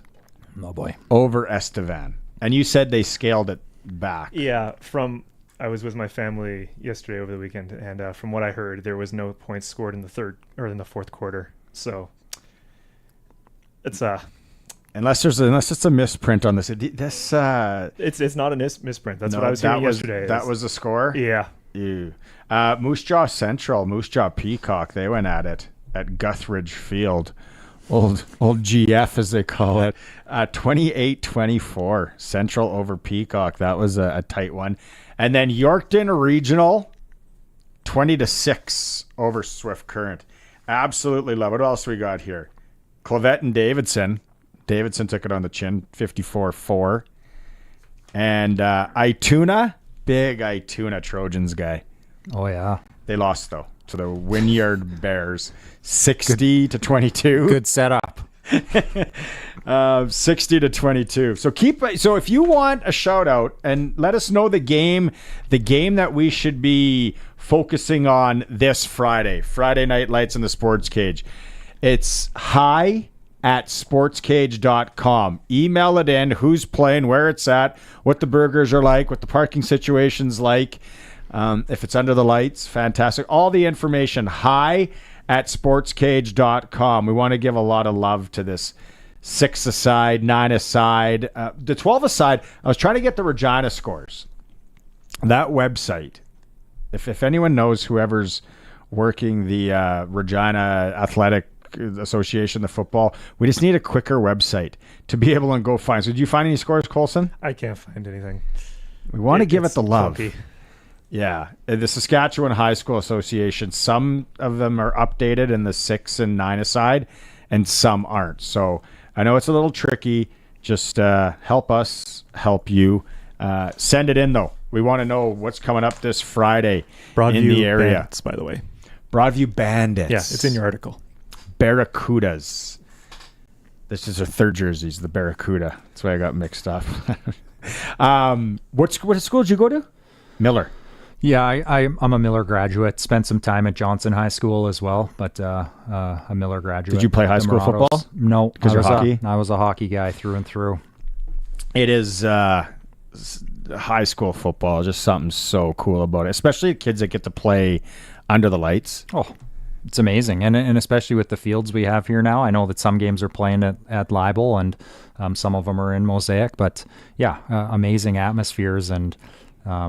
Man, it's awesome. I remember going to high school football games, and I think it was more fun in the stands than on the field, though. At Rockaberry, smuggling in whatever you could. No. Yeah, no. Gordie Howe Bowl in Saskatoon was a riot as well. So hopefully we get another good one here for Friday Night Lights. How about the U of R Rams? We had Coach McConkey on earlier. 2-0. Two big wins too. Two good against two big opponents, and not exactly just limping their way into the season to get to 2-0. So those are two big ones to have in your pocket for sure. Saturday, they take on UBC here in Regina. If you want to watch good football, it's going to be hopefully nice. Afternoon, right? I think it's afternoon game. 2 o'clock kickoff. Yep. If you can't listen, if you're out finishing up the harvest, we have the pregame show right here on 620 CKRM at 1:45. Kickoff is at 2 o'clock. Brennan McGuire going to be calling the game. Does a fantastic job. Unfortunately, the Thunder couldn't continue their winning ways. They lost to the Hilltops. Hilltops are awesome football team. Yeah. I guess they were in control of that one for most of it. So I had a sneaky suspicion we'll see those two teams meeting in the playoffs. Yeah, I think their roads are going to connect again somewhere down the line here in the next couple of months for sure. Go football. It's just an awesome time in the province for football. Riders are on the bye, but, you know, we got what do we got in the CFL? Amazing, though. You just touched on all that stuff. We're talking about Ituna all the way through to junior football and amazing to show the different levels throughout our province and the opportunities for kids and up through junior and into university ranks, and then we sit here and talk for 2 hours about the riders. So amazing grassroots levels and that throughout our province for the sport. 10-11 Colts in the Flag League are 1-1. We took one on the chin in game one. Didn't score any points. I'm going to put that on me. And then always comes back to coaching, eh? Yeah, put it on me. And then game two we rebounded. Yeah, slinging it. This is Elliot Stevens' kid. Man, just smart. Shout out. Smart little, Elliot Stevens. It's the all-new Sports Cage. If you're watching us on the stream on X or on YouTube, thank you very much. And as always, on 620 CKRM. Listen weekdays at noon for Saskag Today on 620 CKRM with your host Ryan Young along with Doug Falconer and Kevin Hirsch, offering the most extensive agricultural news coverage with precision weather meteorologists. In an industry that moves fast, stay updated with the latest, most reliable information in ag news, prices and trends, all in one place. Available anytime at saskagtoday.com. Saskag Today, your trusted source for all things agriculture on 620 CKRM. Football fans, score $200 in free plays with PlayNow.com/Green200. PlayNow.com is fully operated by Sega, and whether you're a new player or already have a PlayNow account, you're eligible for a $100 sports free bet and a $100 casino free bet with a minimum $40 deposit when you enter promo code GREEN200. That's right, visit PlayNow.com/Green200 today and enter promo code GREEN200 to redeem $200 in free plays. Must be 19 plus. Use your game sense. The government just asked us to save the world. They'll do it. They've made a few requests, so they want you to bring back floppy disks, pet rocks, and they all want Glasser's TV, your SaskTel authorized dealer. Well, that last one we can do. You don't want to miss a thing. That's why at Glasser's TV, your SaskTel authorized dealer, they have so much to offer, like SaskTel wireless internet. Contact Glasser's TV, your SaskTel authorized dealer in Moosomin today. The early bird deadline in the Roughrider and Children's Hospital Foundation's lottery is this Thursday. Turn your summers into epic adventures with the Hello Lake Life Prize, featuring a GMC Hummer EV and Sea-Doo Switch pontoon boat, or take $235,000 cash. Plus, there are 10 incredible grand prizes, including your best chance to win $1 million. Hurry, early bird deadline is this Thursday. Help Saskatchewan kids. Get your tickets now at riderschildrenslottery.ca. Lottery license LR240034. Please play responsibly. Are you afraid of losing your car or home due to debt? Don't let fear or shame hold you back from seeking help. Bankruptcy is not the only option. A consumer proposal can reduce your monthly payments, lower your overall debt, and allow you to keep your assets. My name is Jasmine Brown. I'm a licensed insolvency trustee at BDO here in Regina, and I'm here to help you tackle your debt. Take the first step towards regaining control of your finances. Call 1-833-BDO-TALK or visit BDOdebt.ca to learn more. All right, let's get going. It's that time again. Harvest! When it's that time again, the harvest isn't always met with open arms by Mother Nature. This harvest season, see the experts at Farmtronics. From grain and hay moisture testers to grain protein testers and scales, they're your one-stop destination for grain handling products for this year's harvest. They also service baler, combine, and grain cart monitors. Call Farmtronics today, 1-800-667-8001, or stop by 380 Henderson Drive. Hi. This is Riley McChesney with McDougall Auctioneers, the largest privately owned auction company with the most locations across Canada, specializing in agriculture and heavy equipment. For over 4 decades, we've set the standard in asset auctions, appraisals, and consulting services. Our experience and commitment to innovation and transparency have made us the first choice for customers across the nation. Our expert team of over 90 staff is ready to serve you, and we ensure every auction is a success. McDougall Auctioneers, where every bid counts. Experience counts, and Louis Dreyfus Yorkton has over 150 years combined with their marketing team. The web portal, MyLDC, will keep you up to date from upcoming contracts to the latest canola bids and LDC news. Download the MyLDC app today and stay in touch. Call 1-877-782-8882. That's 1-877-782-8882. Or visit ldcyorkton.com. Louis Dreyfus Yorkton. Country Corner, brought to you by Municipal Hail Insurance. Proudly serving farmers. MunicipalHail.ca. Take in the Southie Summer Market every Sunday from 10 to 2 until the end of the month. A variety of local vendors with baking, jewelry, clothing, and more. You can find them on the junction of Highway 6 and 22 as you enter Southie. And save the date, December 12th, for Christmas with Johnny Reid at the Connexus Arts Center. Johnny will bring you an unforgettable night filled with holiday cheer and beloved classics. Limited tickets available at connexusartscenter.ca. For more information, visit 620ckrm.com. It's 5 o'clock. Good evening. It's mostly sunny and it's 33 degrees in Regina right now. I'm Corey Atkinson from the Harvard Media News Center with 620 CKRM News for Echo Sound in Fort Qu'Appelle. Stay connected with the new cell phone from Echo Sound. Call 306-332-6711. And for Kevin's Marine, make the most of summer with a boat or pontoon from Kevin's Marine in Fort Qu'Appelle. kevinsmarine.com. Education Minister Jeremy Cockrell is speaking out about an incident in Saskatoon where a student was set on fire by another. This happened last Thursday at Evan Hardy Collegiate, with a 14-year-old being charged with attempted murder, aggravated assault, and arson. The 15-year-old victim remains at hospital in Edmonton. Cockrell praised staff in the school division for their handling of what was a scary situation. The Saskatoon public school staff, the individual teacher as well, who was able to, I think, jump in a very scary situation. Cockrell also talked about the school's resource officer and the role the police play in schools. The NDP is promising to do away with the provincial gas tax for 6 months if it forms government in the upcoming election. It would go into effect on day one of an NDP government, potentially saving families $350. NDP leader Carla Beck also wrote a letter to the federal party leaders talking about what issues she would like addressed by the federal government, and scrapping the carbon tax is one of those items. Beck says she recognizes the need to reduce emissions. But we are interested in an approach across the country that doesn't penalize provinces like Saskatchewan disproportionately.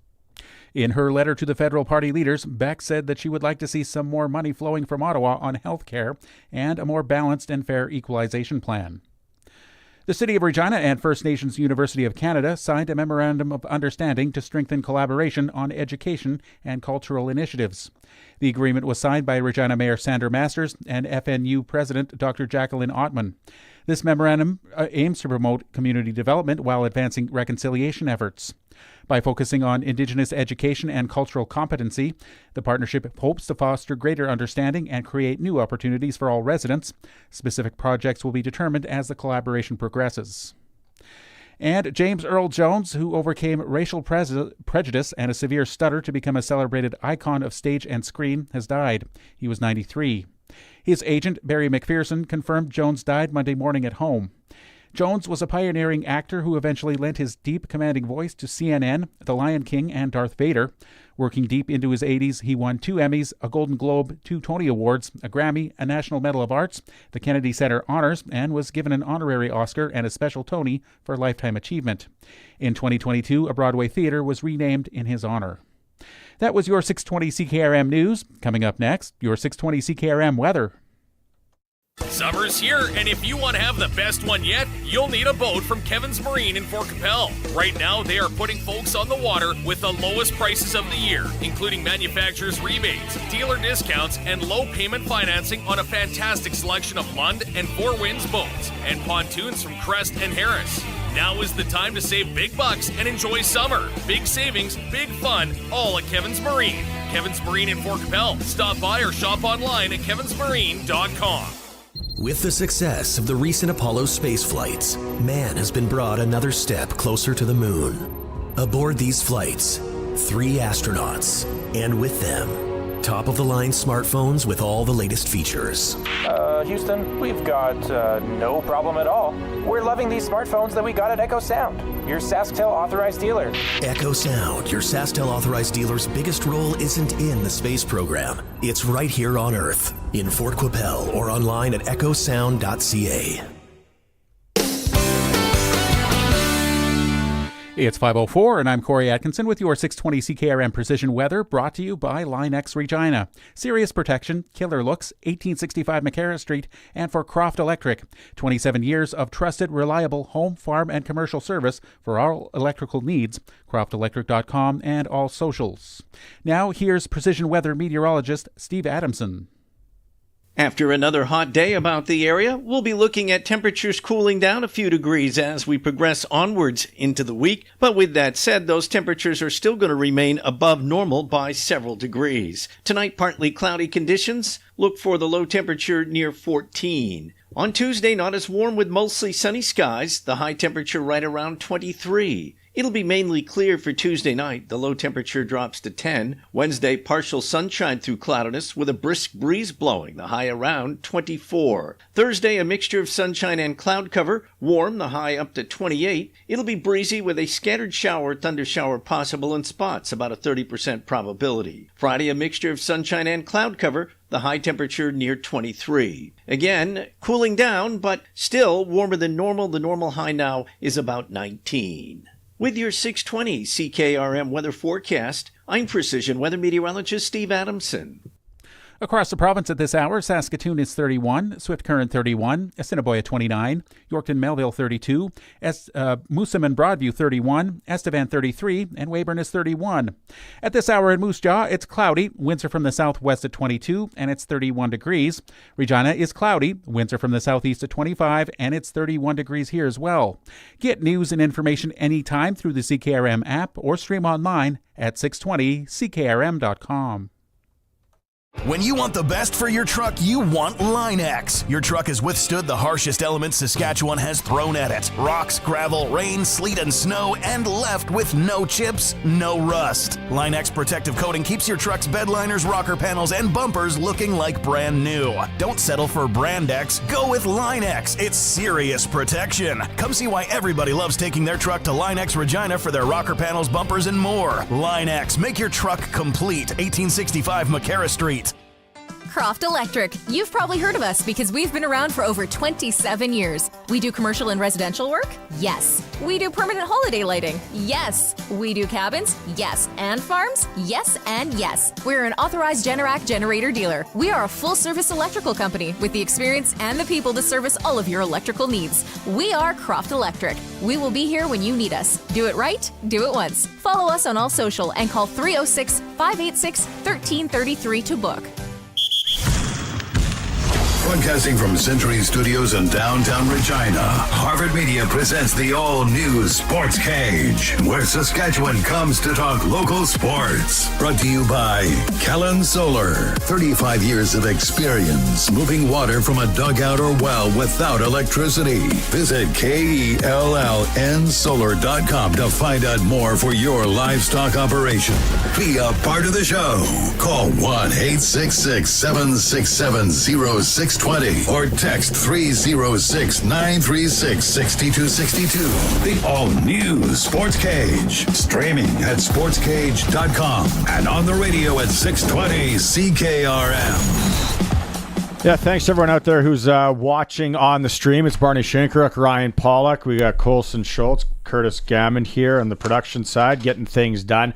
Sportscage.com if you're watching the video, or on X. Also on sportscage.com, cool story on the Riders. They're going to be coming back starving for a win in a bye week. It's from Kian Schaefer-Baker. This bye week, though, although, yeah, we haven't won in a long time, comes at a great time. I don't know how many guys, though, well, you know, like AJ Ouellette, I don't know if he can be healed.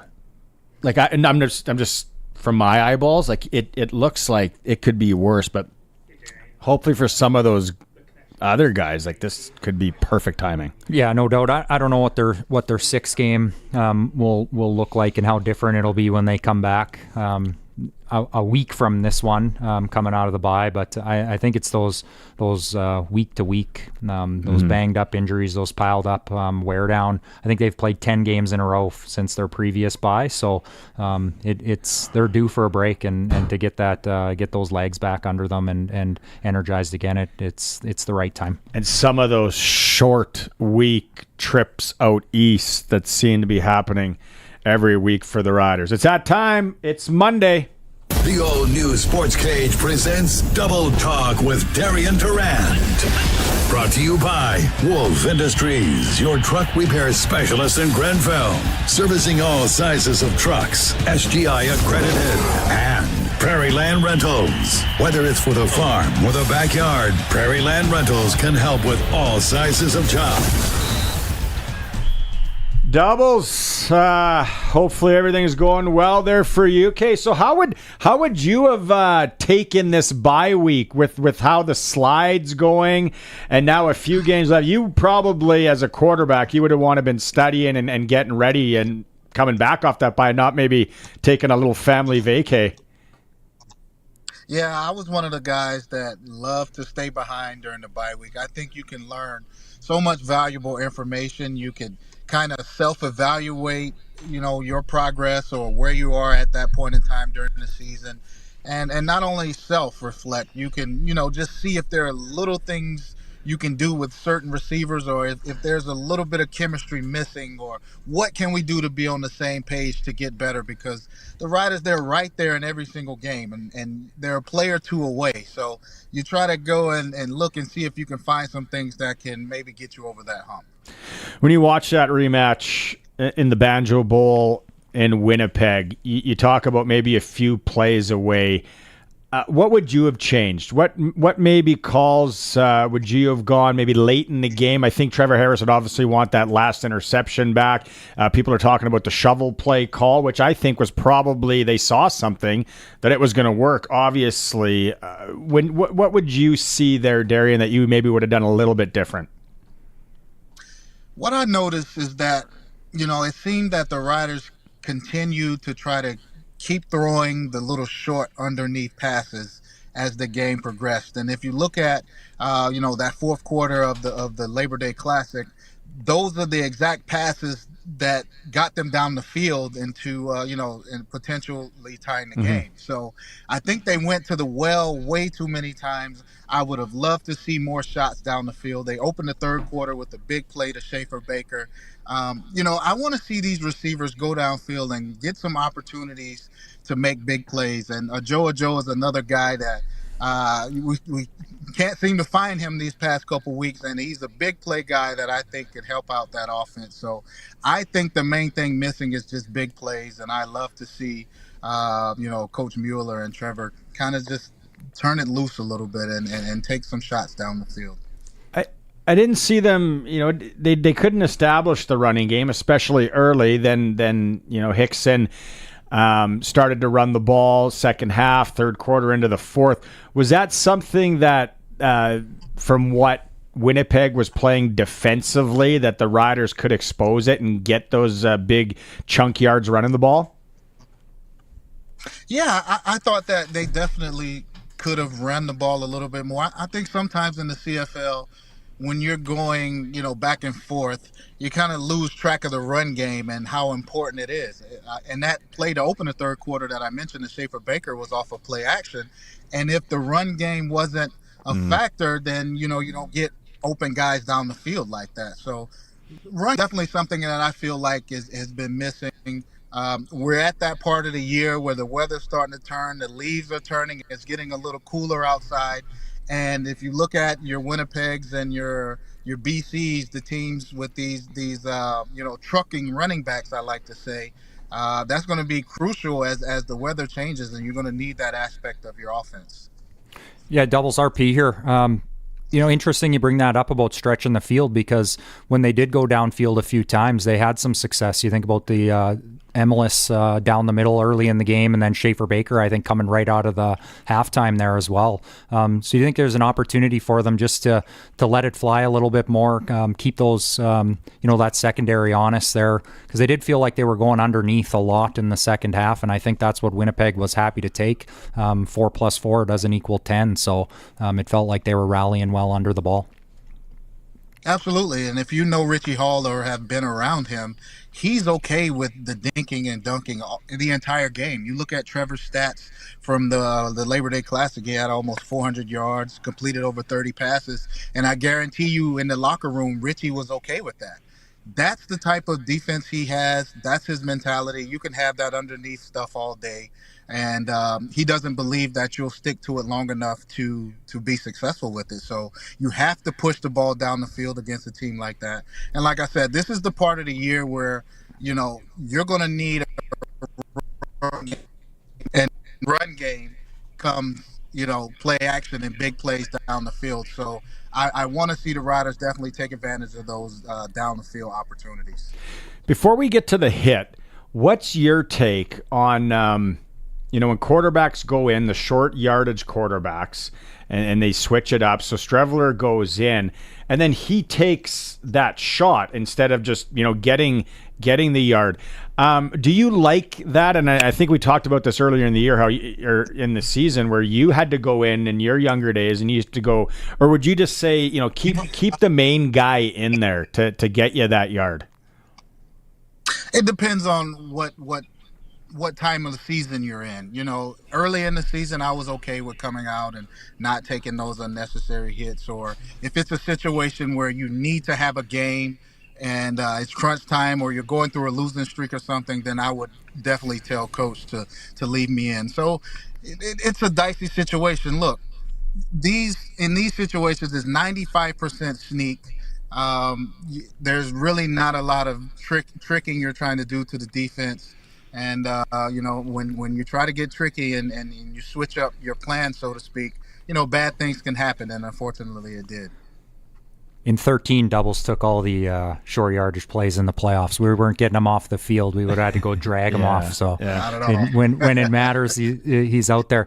Hey, Doubles, before we actually analyze the hit, maybe just touch on, it felt like Streveler takes only a really small drop there. And I know they're trying to catch the defense off guard and make it look like he's going to have a push, and he just kind of pops up. But he really keeps himself in traffic. As we said earlier, I like to call it that he's still in the washing machine there. That's where bodies are flying. And is that a designed quick drop like that, or do you feel like he could have maybe taken one or two more steps to kind of open up that pocket a little bit more? It's tough to say. I know by design, you don't think, because of the way the defensive line attacks the offensive line during a quarterback sneak, you really don't expect penetration. You don't expect anyone to, get that deep in the offensive backfield. And of course, you can't drop too deep because you don't have your tackles and offensive linemen setting in a position where they could, make that U shape to where you're protected inside. So it's a dicey situation. It's just that once you get penetration happens, you're just up in the air of what can happen. And like I said, unfortunately, this was just a bad situation. Is that something, maybe if you could put a percentage number on it, like you said, 95% of the time that's a sneak. On the other side of that, is that a call that Streveler would audible with a keyword or something that we are going to try and throw it? Even on the radio last week, I saw and I said that, if Winnipeg would look at the way Saskatchewan is playing this short yardage, they probably want to take a shot downfield.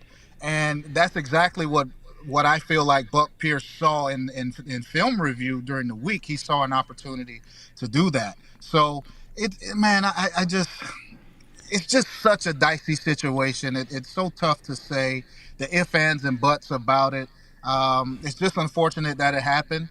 And, that's the risk you take when you decide in those situations to throw the ball, knowing that you don't have your additional pocket. How unfair is it to say that people are saying that that's a dirty hit by Miles Brown? Because when you watch it, he gets his legs taken out. He kind of goes at the thigh, and he's not even looking at the QB. He's just trying to penetrate whatever line he can. You know what? I wouldn't directly call this one a dirty hit. I thought last week's hit was dirty. But this week, things like that happen, and it's unfortunate. I mean, if you look at, before 10 years ago or before the Brady rule was implemented, guys were attacking the quarterback's legs and doing whatever they needed to do to get the quarterback down. So I wouldn't necessarily look at this as a dirty hit because you're not taught to get to the quarterback and make sure you hit him in a certain area as you're growing up learning the game. You're just taught to get the quarterback on the ground. Yeah. So it's a difficult situation, especially when you're full speed, you're running at a guy, and you can lose your balance and things can happen. So I don't think this one was a dirty hit, but last week for sure, I would definitely say that it was last week. What do you think? You only got 3 games this week. What does Darian think? We got Toronto and BC, Ottawa, Hamilton, Montreal, Calgary. Well, I think Montreal will continue to take care of business just like they've been doing all year. What's intriguing is this Toronto and BC game. I want to see if BC can kind of continue, an uphill climb that they're doing, so to speak, with Nathan Rourke and him getting back acclimated to the game. I'm interested to see, it's crunch time. This is my favorite time of the year. I love the weather change. I love a situation where, every game has such high stakes. So I'm looking forward to it. Doubles, was great to hear you on the radio. I thought you killed it doing some color commentary there. So love to have you back around and back on the scene here. Give me your most optimistic outlook for this Riders team heading into the last 5 games. Wow. It's hard to say. I just, I'm impressed by this Edmonton team right now. This is the team that I picked from the beginning of the season to be top of the West. So what they're doing right now, they're hot, they're playing well, they're hitting in all 3 phases. So that's the team I will be scared of. I'm not too worried about Calgary. I think that they're on a downhill slide, having quarterback issues. But the two teams that really intrigue, well, the one team that really intrigues me and that I really think is in the driver's seats is the Winnipeg Blue Bombers. I think that with all the injuries that they have to key guys, Dalton Schoen, Kenny Lawler was hurt, and for them to find ways to win with the veteran team, that's scary going into the playoffs. And like I said, whenever you have a run game like they do, Brady Oliveira going into this cold weather, if they can find a way to get a home game or 2 at home during the playoffs, I think it'll be tough to go to Winnipeg and win. Unfortunately for the Riders, I don't see things ending well. It's just everyone is playing for something now, and I just think that these other teams have the edge, especially with the injuries the Riders are having up front. You need your O-line going into this part of the season, and they're just hurting at such a crucial position that I don't know if they can overcome it. It just doesn't get any bigger than this game coming out of the bye here versus Calgary. They need to have it. There's no 2 ways about it. They still have their fate in their hands, but they've got to take care of business. There's no doubt. And like I said, luckily Calgary is having some quarterback issues. So, if you can circle a game that you really want to play coming out of your bye, it's definitely against a team with quarterback issues. What surprised you this Sunday or yesterday, NFL wise? What caught your eye? You know what? I was really looking at the Chicago Bears, and I really wanted to see what they would do, with Caleb Williams. So when they got down 17-0, and of course, Kerry Joseph being the quarterback coach there, I really wanted to see what type of success Caleb Williams would have. And when they went down 17-0, I was just in shock because I'm sure we all watched Hard Knocks, and we had high expectations of the Bears with all the offseason signings that they made. So I was just, I was really into that game to see if what they would do, and they got it done. So I was good. I was glad to see that. Patrick Mahomes didn't disappoint again, just as efficient as he could be. You know what? I just love the quarterbacks in the AFC. When you look at the Bills and Josh Allen, you look at Lamar Jackson, Pat Mahomes, Justin Herbert. Deshaun Watson? Are you going to throw out Deshaun Watson? No. I can't put him. you know what? He just hasn't been the same. He hasn't been the same. I don't know what happened to him, but he has weapons, and I just don't understand. But I just love the quarterback play. I love the quarterbacks in the AFC, and it's going to be a great NFL season. The right move, giving Dak all that money in Dallas? I think so. I mean, a lot of people have said that Shedeur Sanders coming out of Colorado would be the backup plan, for Dak Prescott in Dallas. And I think that with us seeing Shedeur struggle over the weekend, I think Jerry Jones was like, you know what, let me lock Dak in case Shedeur doesn't pan out.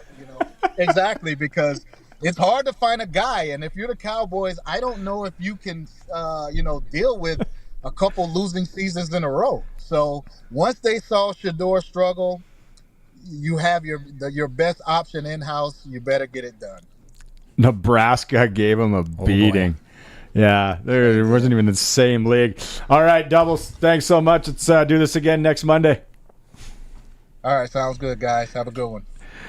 Double Talk with Darian Durant, always on Mondays. This time is brought to you by Prairie Land Rentals on Albert Street in Regina. No job too big, no job too small.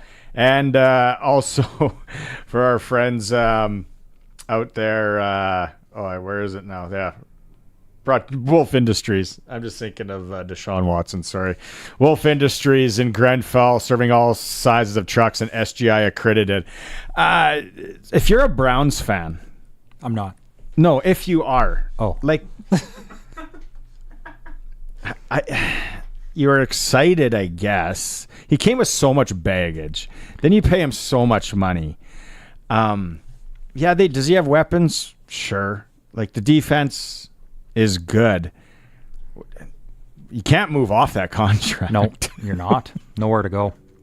And it's a great division, so you're not getting any freebies. If you thought buying out Russell Wilson was something crazy, trying to get off this guy would be next level. The Dak thing, I've never been a Dak supporter. We had it on the Sportscage on Twitter, is like that Cowboys fan cycle, which is like right now it's like this is our year, and then it goes to wherever. Who's your team? Yeah, I like sports.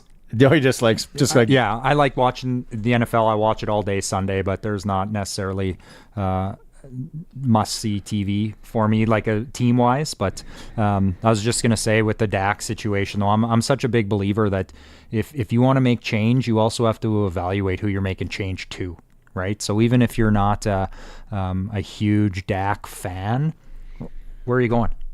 He's a pretty damn good quarterback. I don't know if he's worth the biggest contract in NFL history, but again, your worth is what's versus what's available.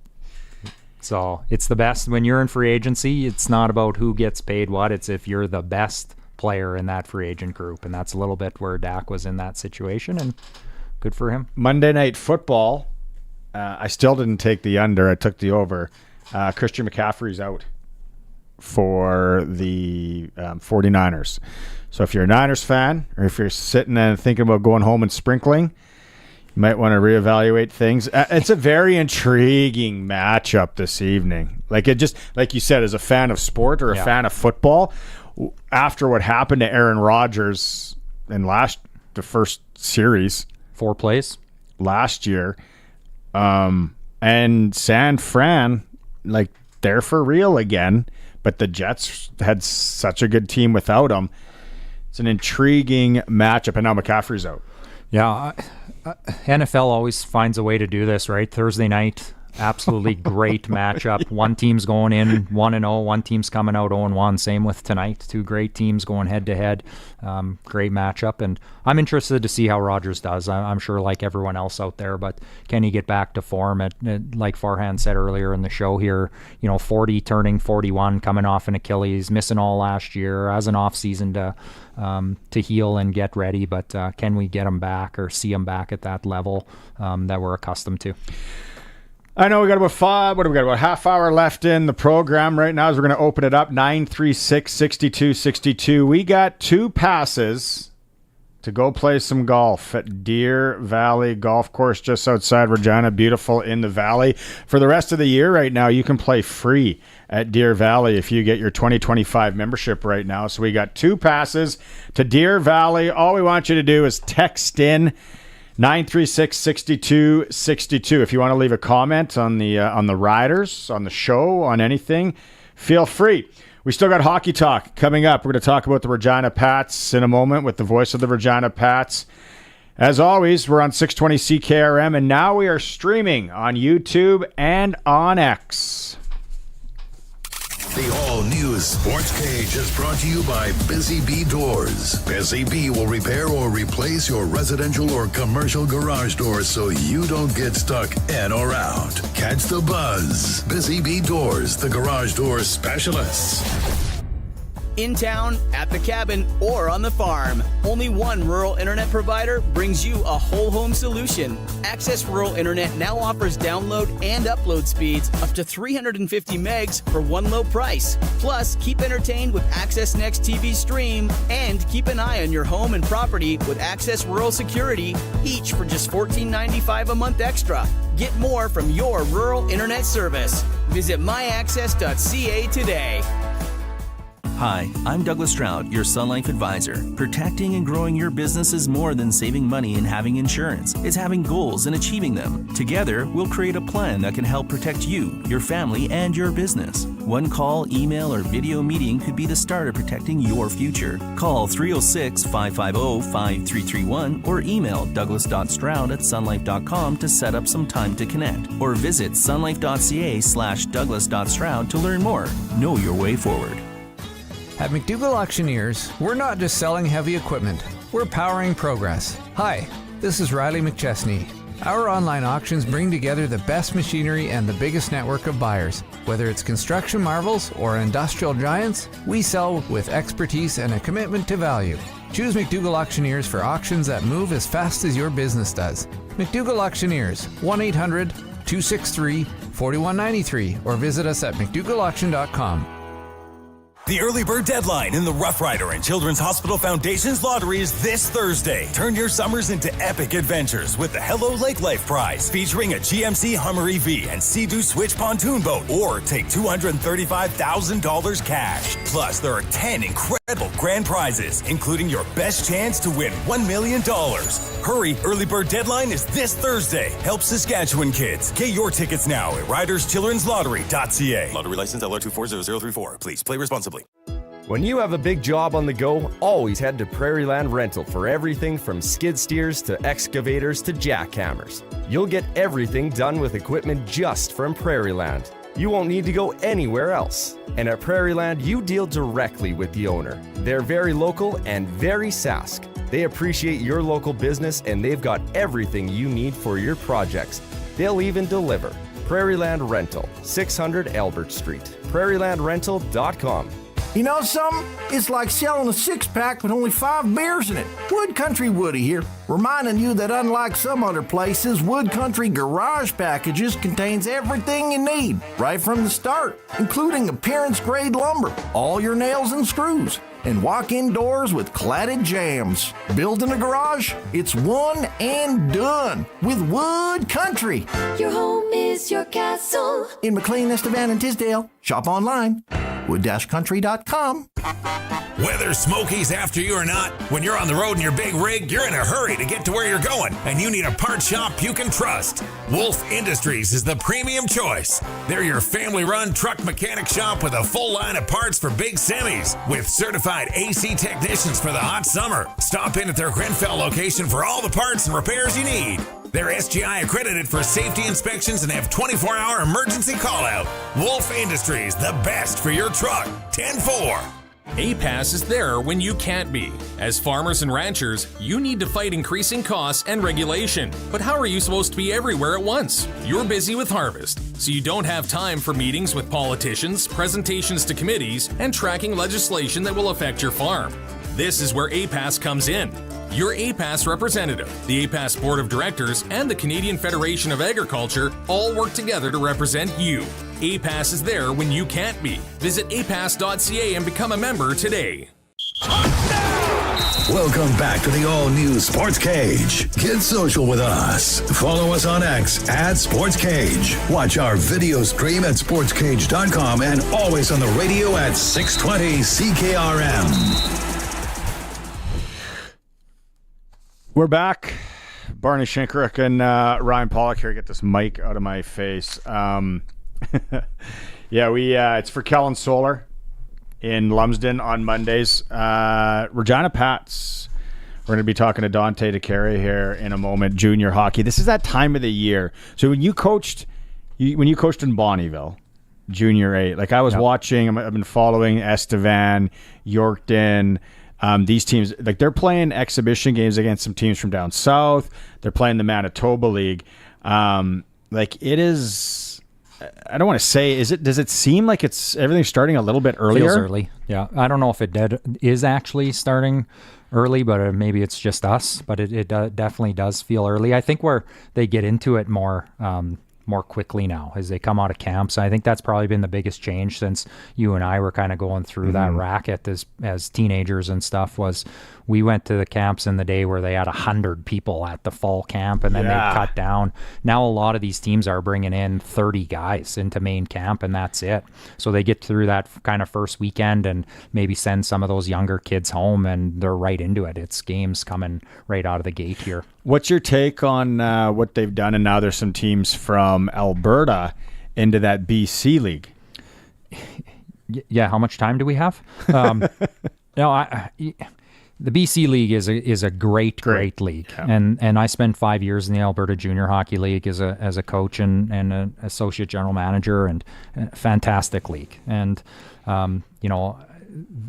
where they're going with it, I think they're trying to fight the good fight.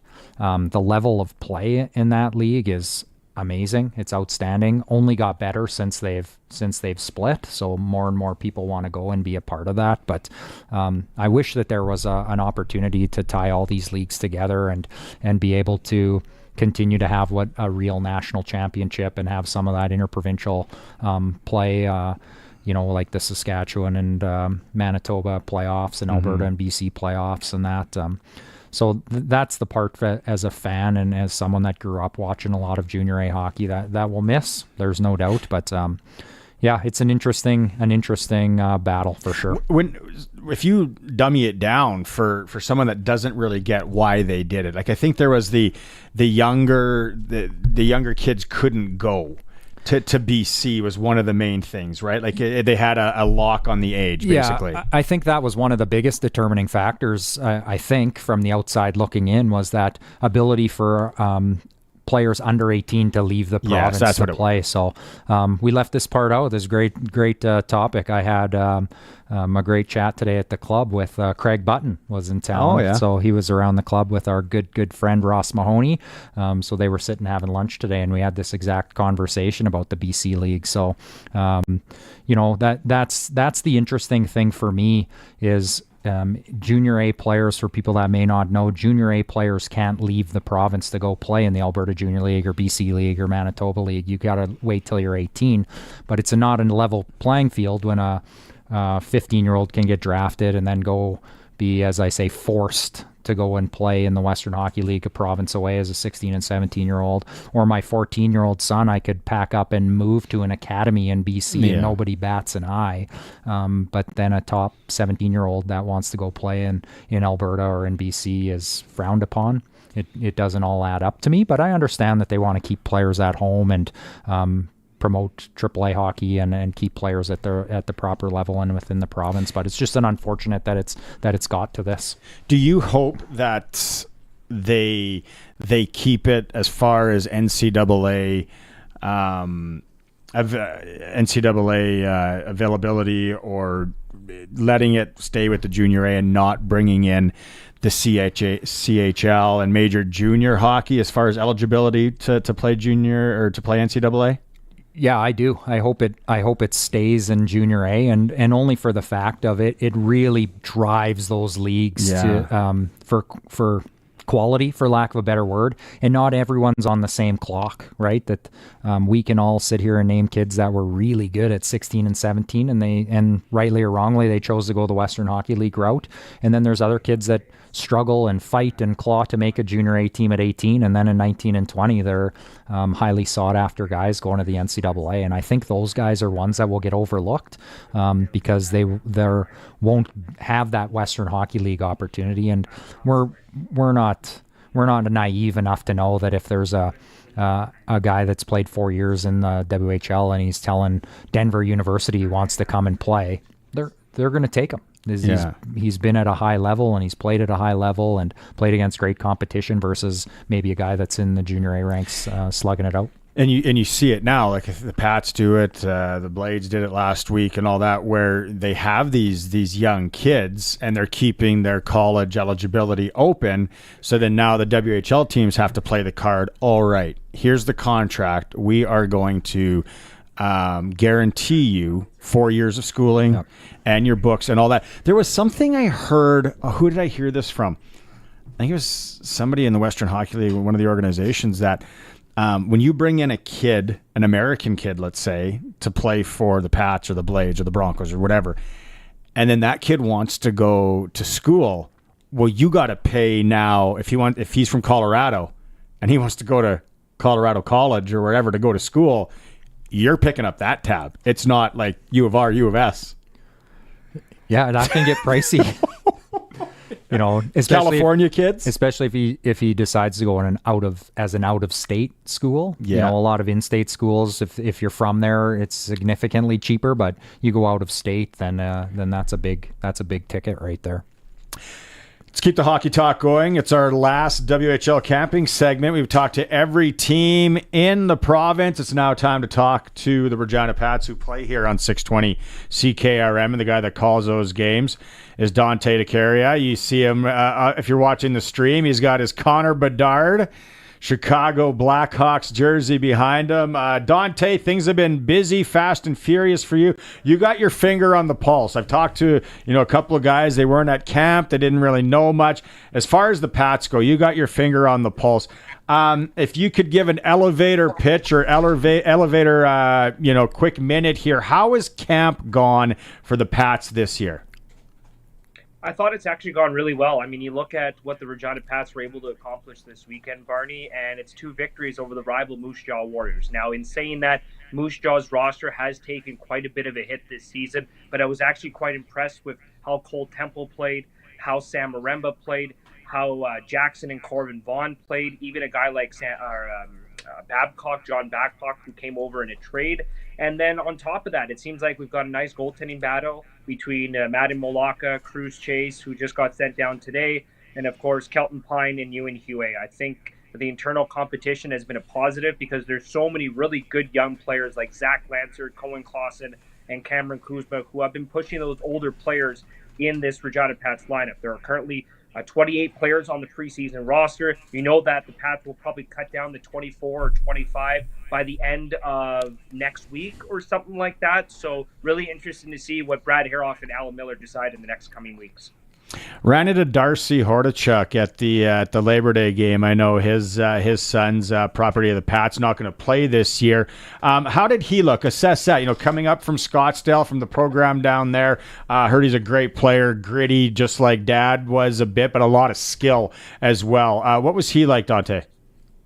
Yeah, Barney, I'm happy you asked that because I thought Braden Hordichuk struggled to start camp in some of the rookie sessions, but he really took off when he started to play with some of the veteran players. When you saw him on the ice with guys like Sam Maremba and some of the older players on this Regina Pats roster, he really started to pick up his game. He was physical. He was hard on the puck. You could see his hockey IQ kind of take center stage. I really like the potential that Braden Hordichuk has. Now, there's obviously a lot of things that he has to work on in his game, but I really truly think that he's going to be an important piece to the puzzle for this Regina Pats, recouping group down in the next couple of years. But he's somebody who I think is going to grow. He's got broad shoulders. He's, I think, going to be a much better skater than what people give him credit. He's a future Jackson Vaughn type player, which we know Alan Miller likes, a guy with hockey sense, with size, hard skill, as he likes to call it. And I think they found someone like that in Braden Hordichuk. Played with his dad. I wanted to know how he's looked. I think he had also a solid camp. Christian LaSalle. His dad, Jesse from Cadillac, Saskatchewan. Everyone listening down in that, an absolute weapon in the bantam days with Swift Current, and played with the Saskatoon Blazers as well. How's Christian been? I've actually really been impressed with Christian LaSalle. And some people I know when he signed were kind of like, well, why would the Pats sign a 17-year-old listed player who's only 5'8", 170 pounds? He might be 5'8", 170 pounds, but he plays like he's 6'4", 215 pounds. He plays like he's 6'5". Like, this guy has just that hardness in his game. He competes, he works hard, he provides energy to his group. And you know what? He got rewarded with his first career WHL preseason goal in his second career WHL preseason game on Saturday in Assiniboia. Dane Deschamps took a shot for the point. He drove hard to the net. He got away from the defenseman, and he was actually able to tip it off his bum, and it deflected into the back of the net. And you do the little things right, coaches say, you get rewarded, and Christian LaSalle got a well-deserved first career WHL goal. Right on. Good for him. Hey, Dante, any news in the Tanner Howe aspect after him taking I believe a puck or stick to the chops there at that World Junior Camp there? How's he faring? Is he expected to go down and spend some time down with Pittsburgh and participate there, or is he still quite on the mend? Yeah, he's actually been with Pittsburgh since September the 1st, so he hasn't been at Pats camp for quite some time. I had an opportunity to chat with him the other day. He's been skating with Pittsburgh a little bit. He's not allowed to participate in any of the scrimmages and stuff like that. He's monitored closely by the Penguins medical staff, and obviously he's in great hands with Pittsburgh. I don't expect him to start the season with the Regina Pats. I expect him to stay with Pittsburgh up until, I guess, their third or fourth week of September. So, yeah, I think he's fine. He did practice with the Pats in a non-contact jersey. I expect him to probably start the season with a bubble on, just like Connor Bedard did last year with the Chicago Blackhawks. But I think Tanner Howe will be ready to go once he comes back from Pittsburgh's camp. What was it? It was a puck to the face at World Junior Development Camp. Like jaw, like it was pretty bad out here. Yeah, he lost, I think, both of his front teeth, I believe, Barney. So it's actually quite interesting. If you interview him, he kind of jokes around because it's tough to kind of roll some words off his tongue. There's whistling. So many Prince Albert jokes that I want to use, but I'll leave them aside there with Housey and the boys up in PA. You talked about goaltending. Is there a battle there then?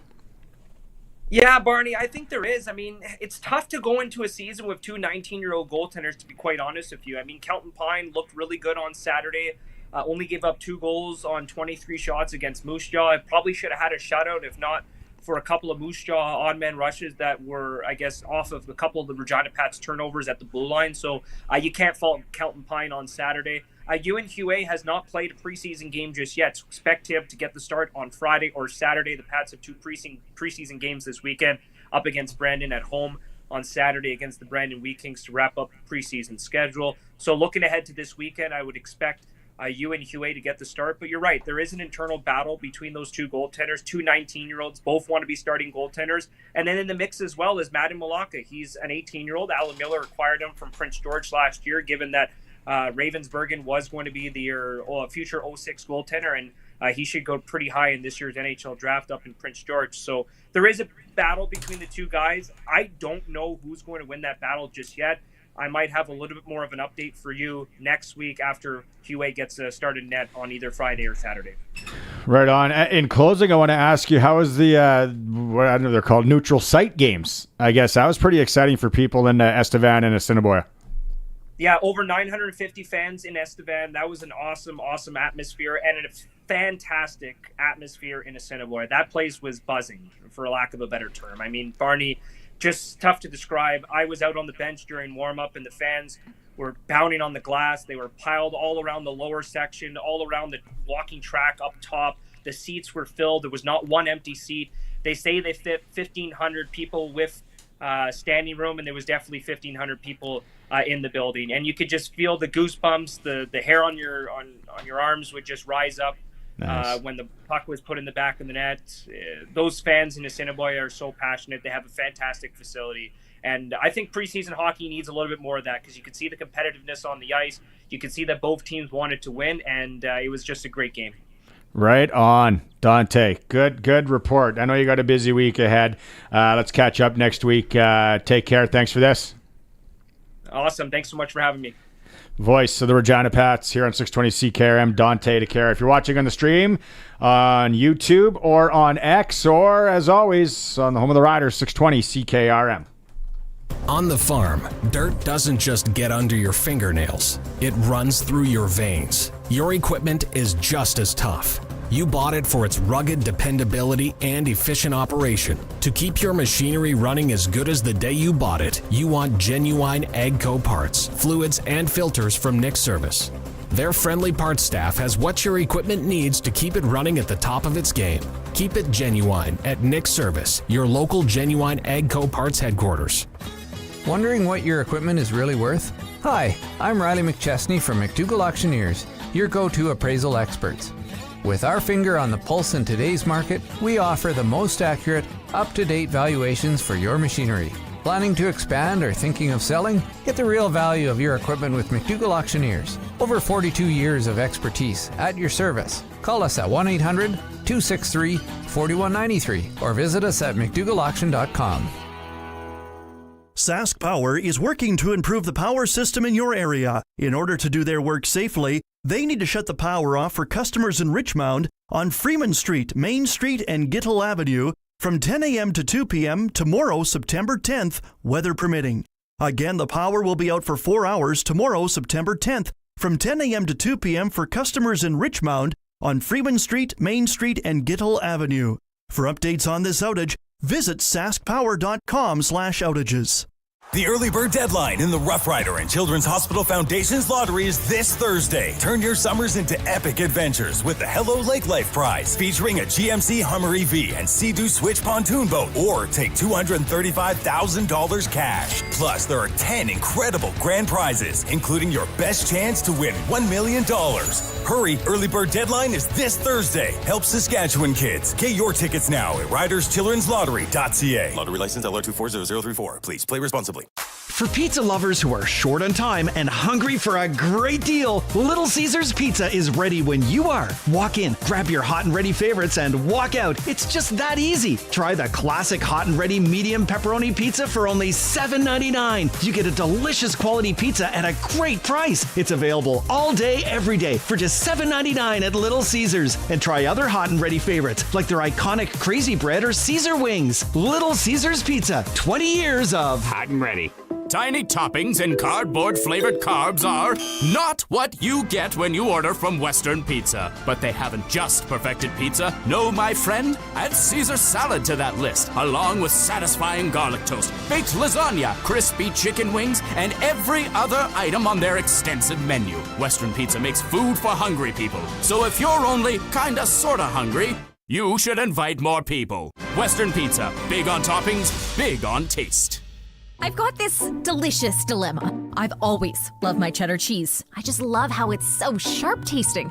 But now, there's another type of cheese I love too. Smoked Gouda. It's the same cheesy taste, but different. With its caramel-like flavor and springy texture, it's so hard to resist. Here, try this. What's this? Monterey Jack. Oh no. Look for 100% Canadian dairy products with the Blue Cow logo. Sask Milk. Love life. Drink milk.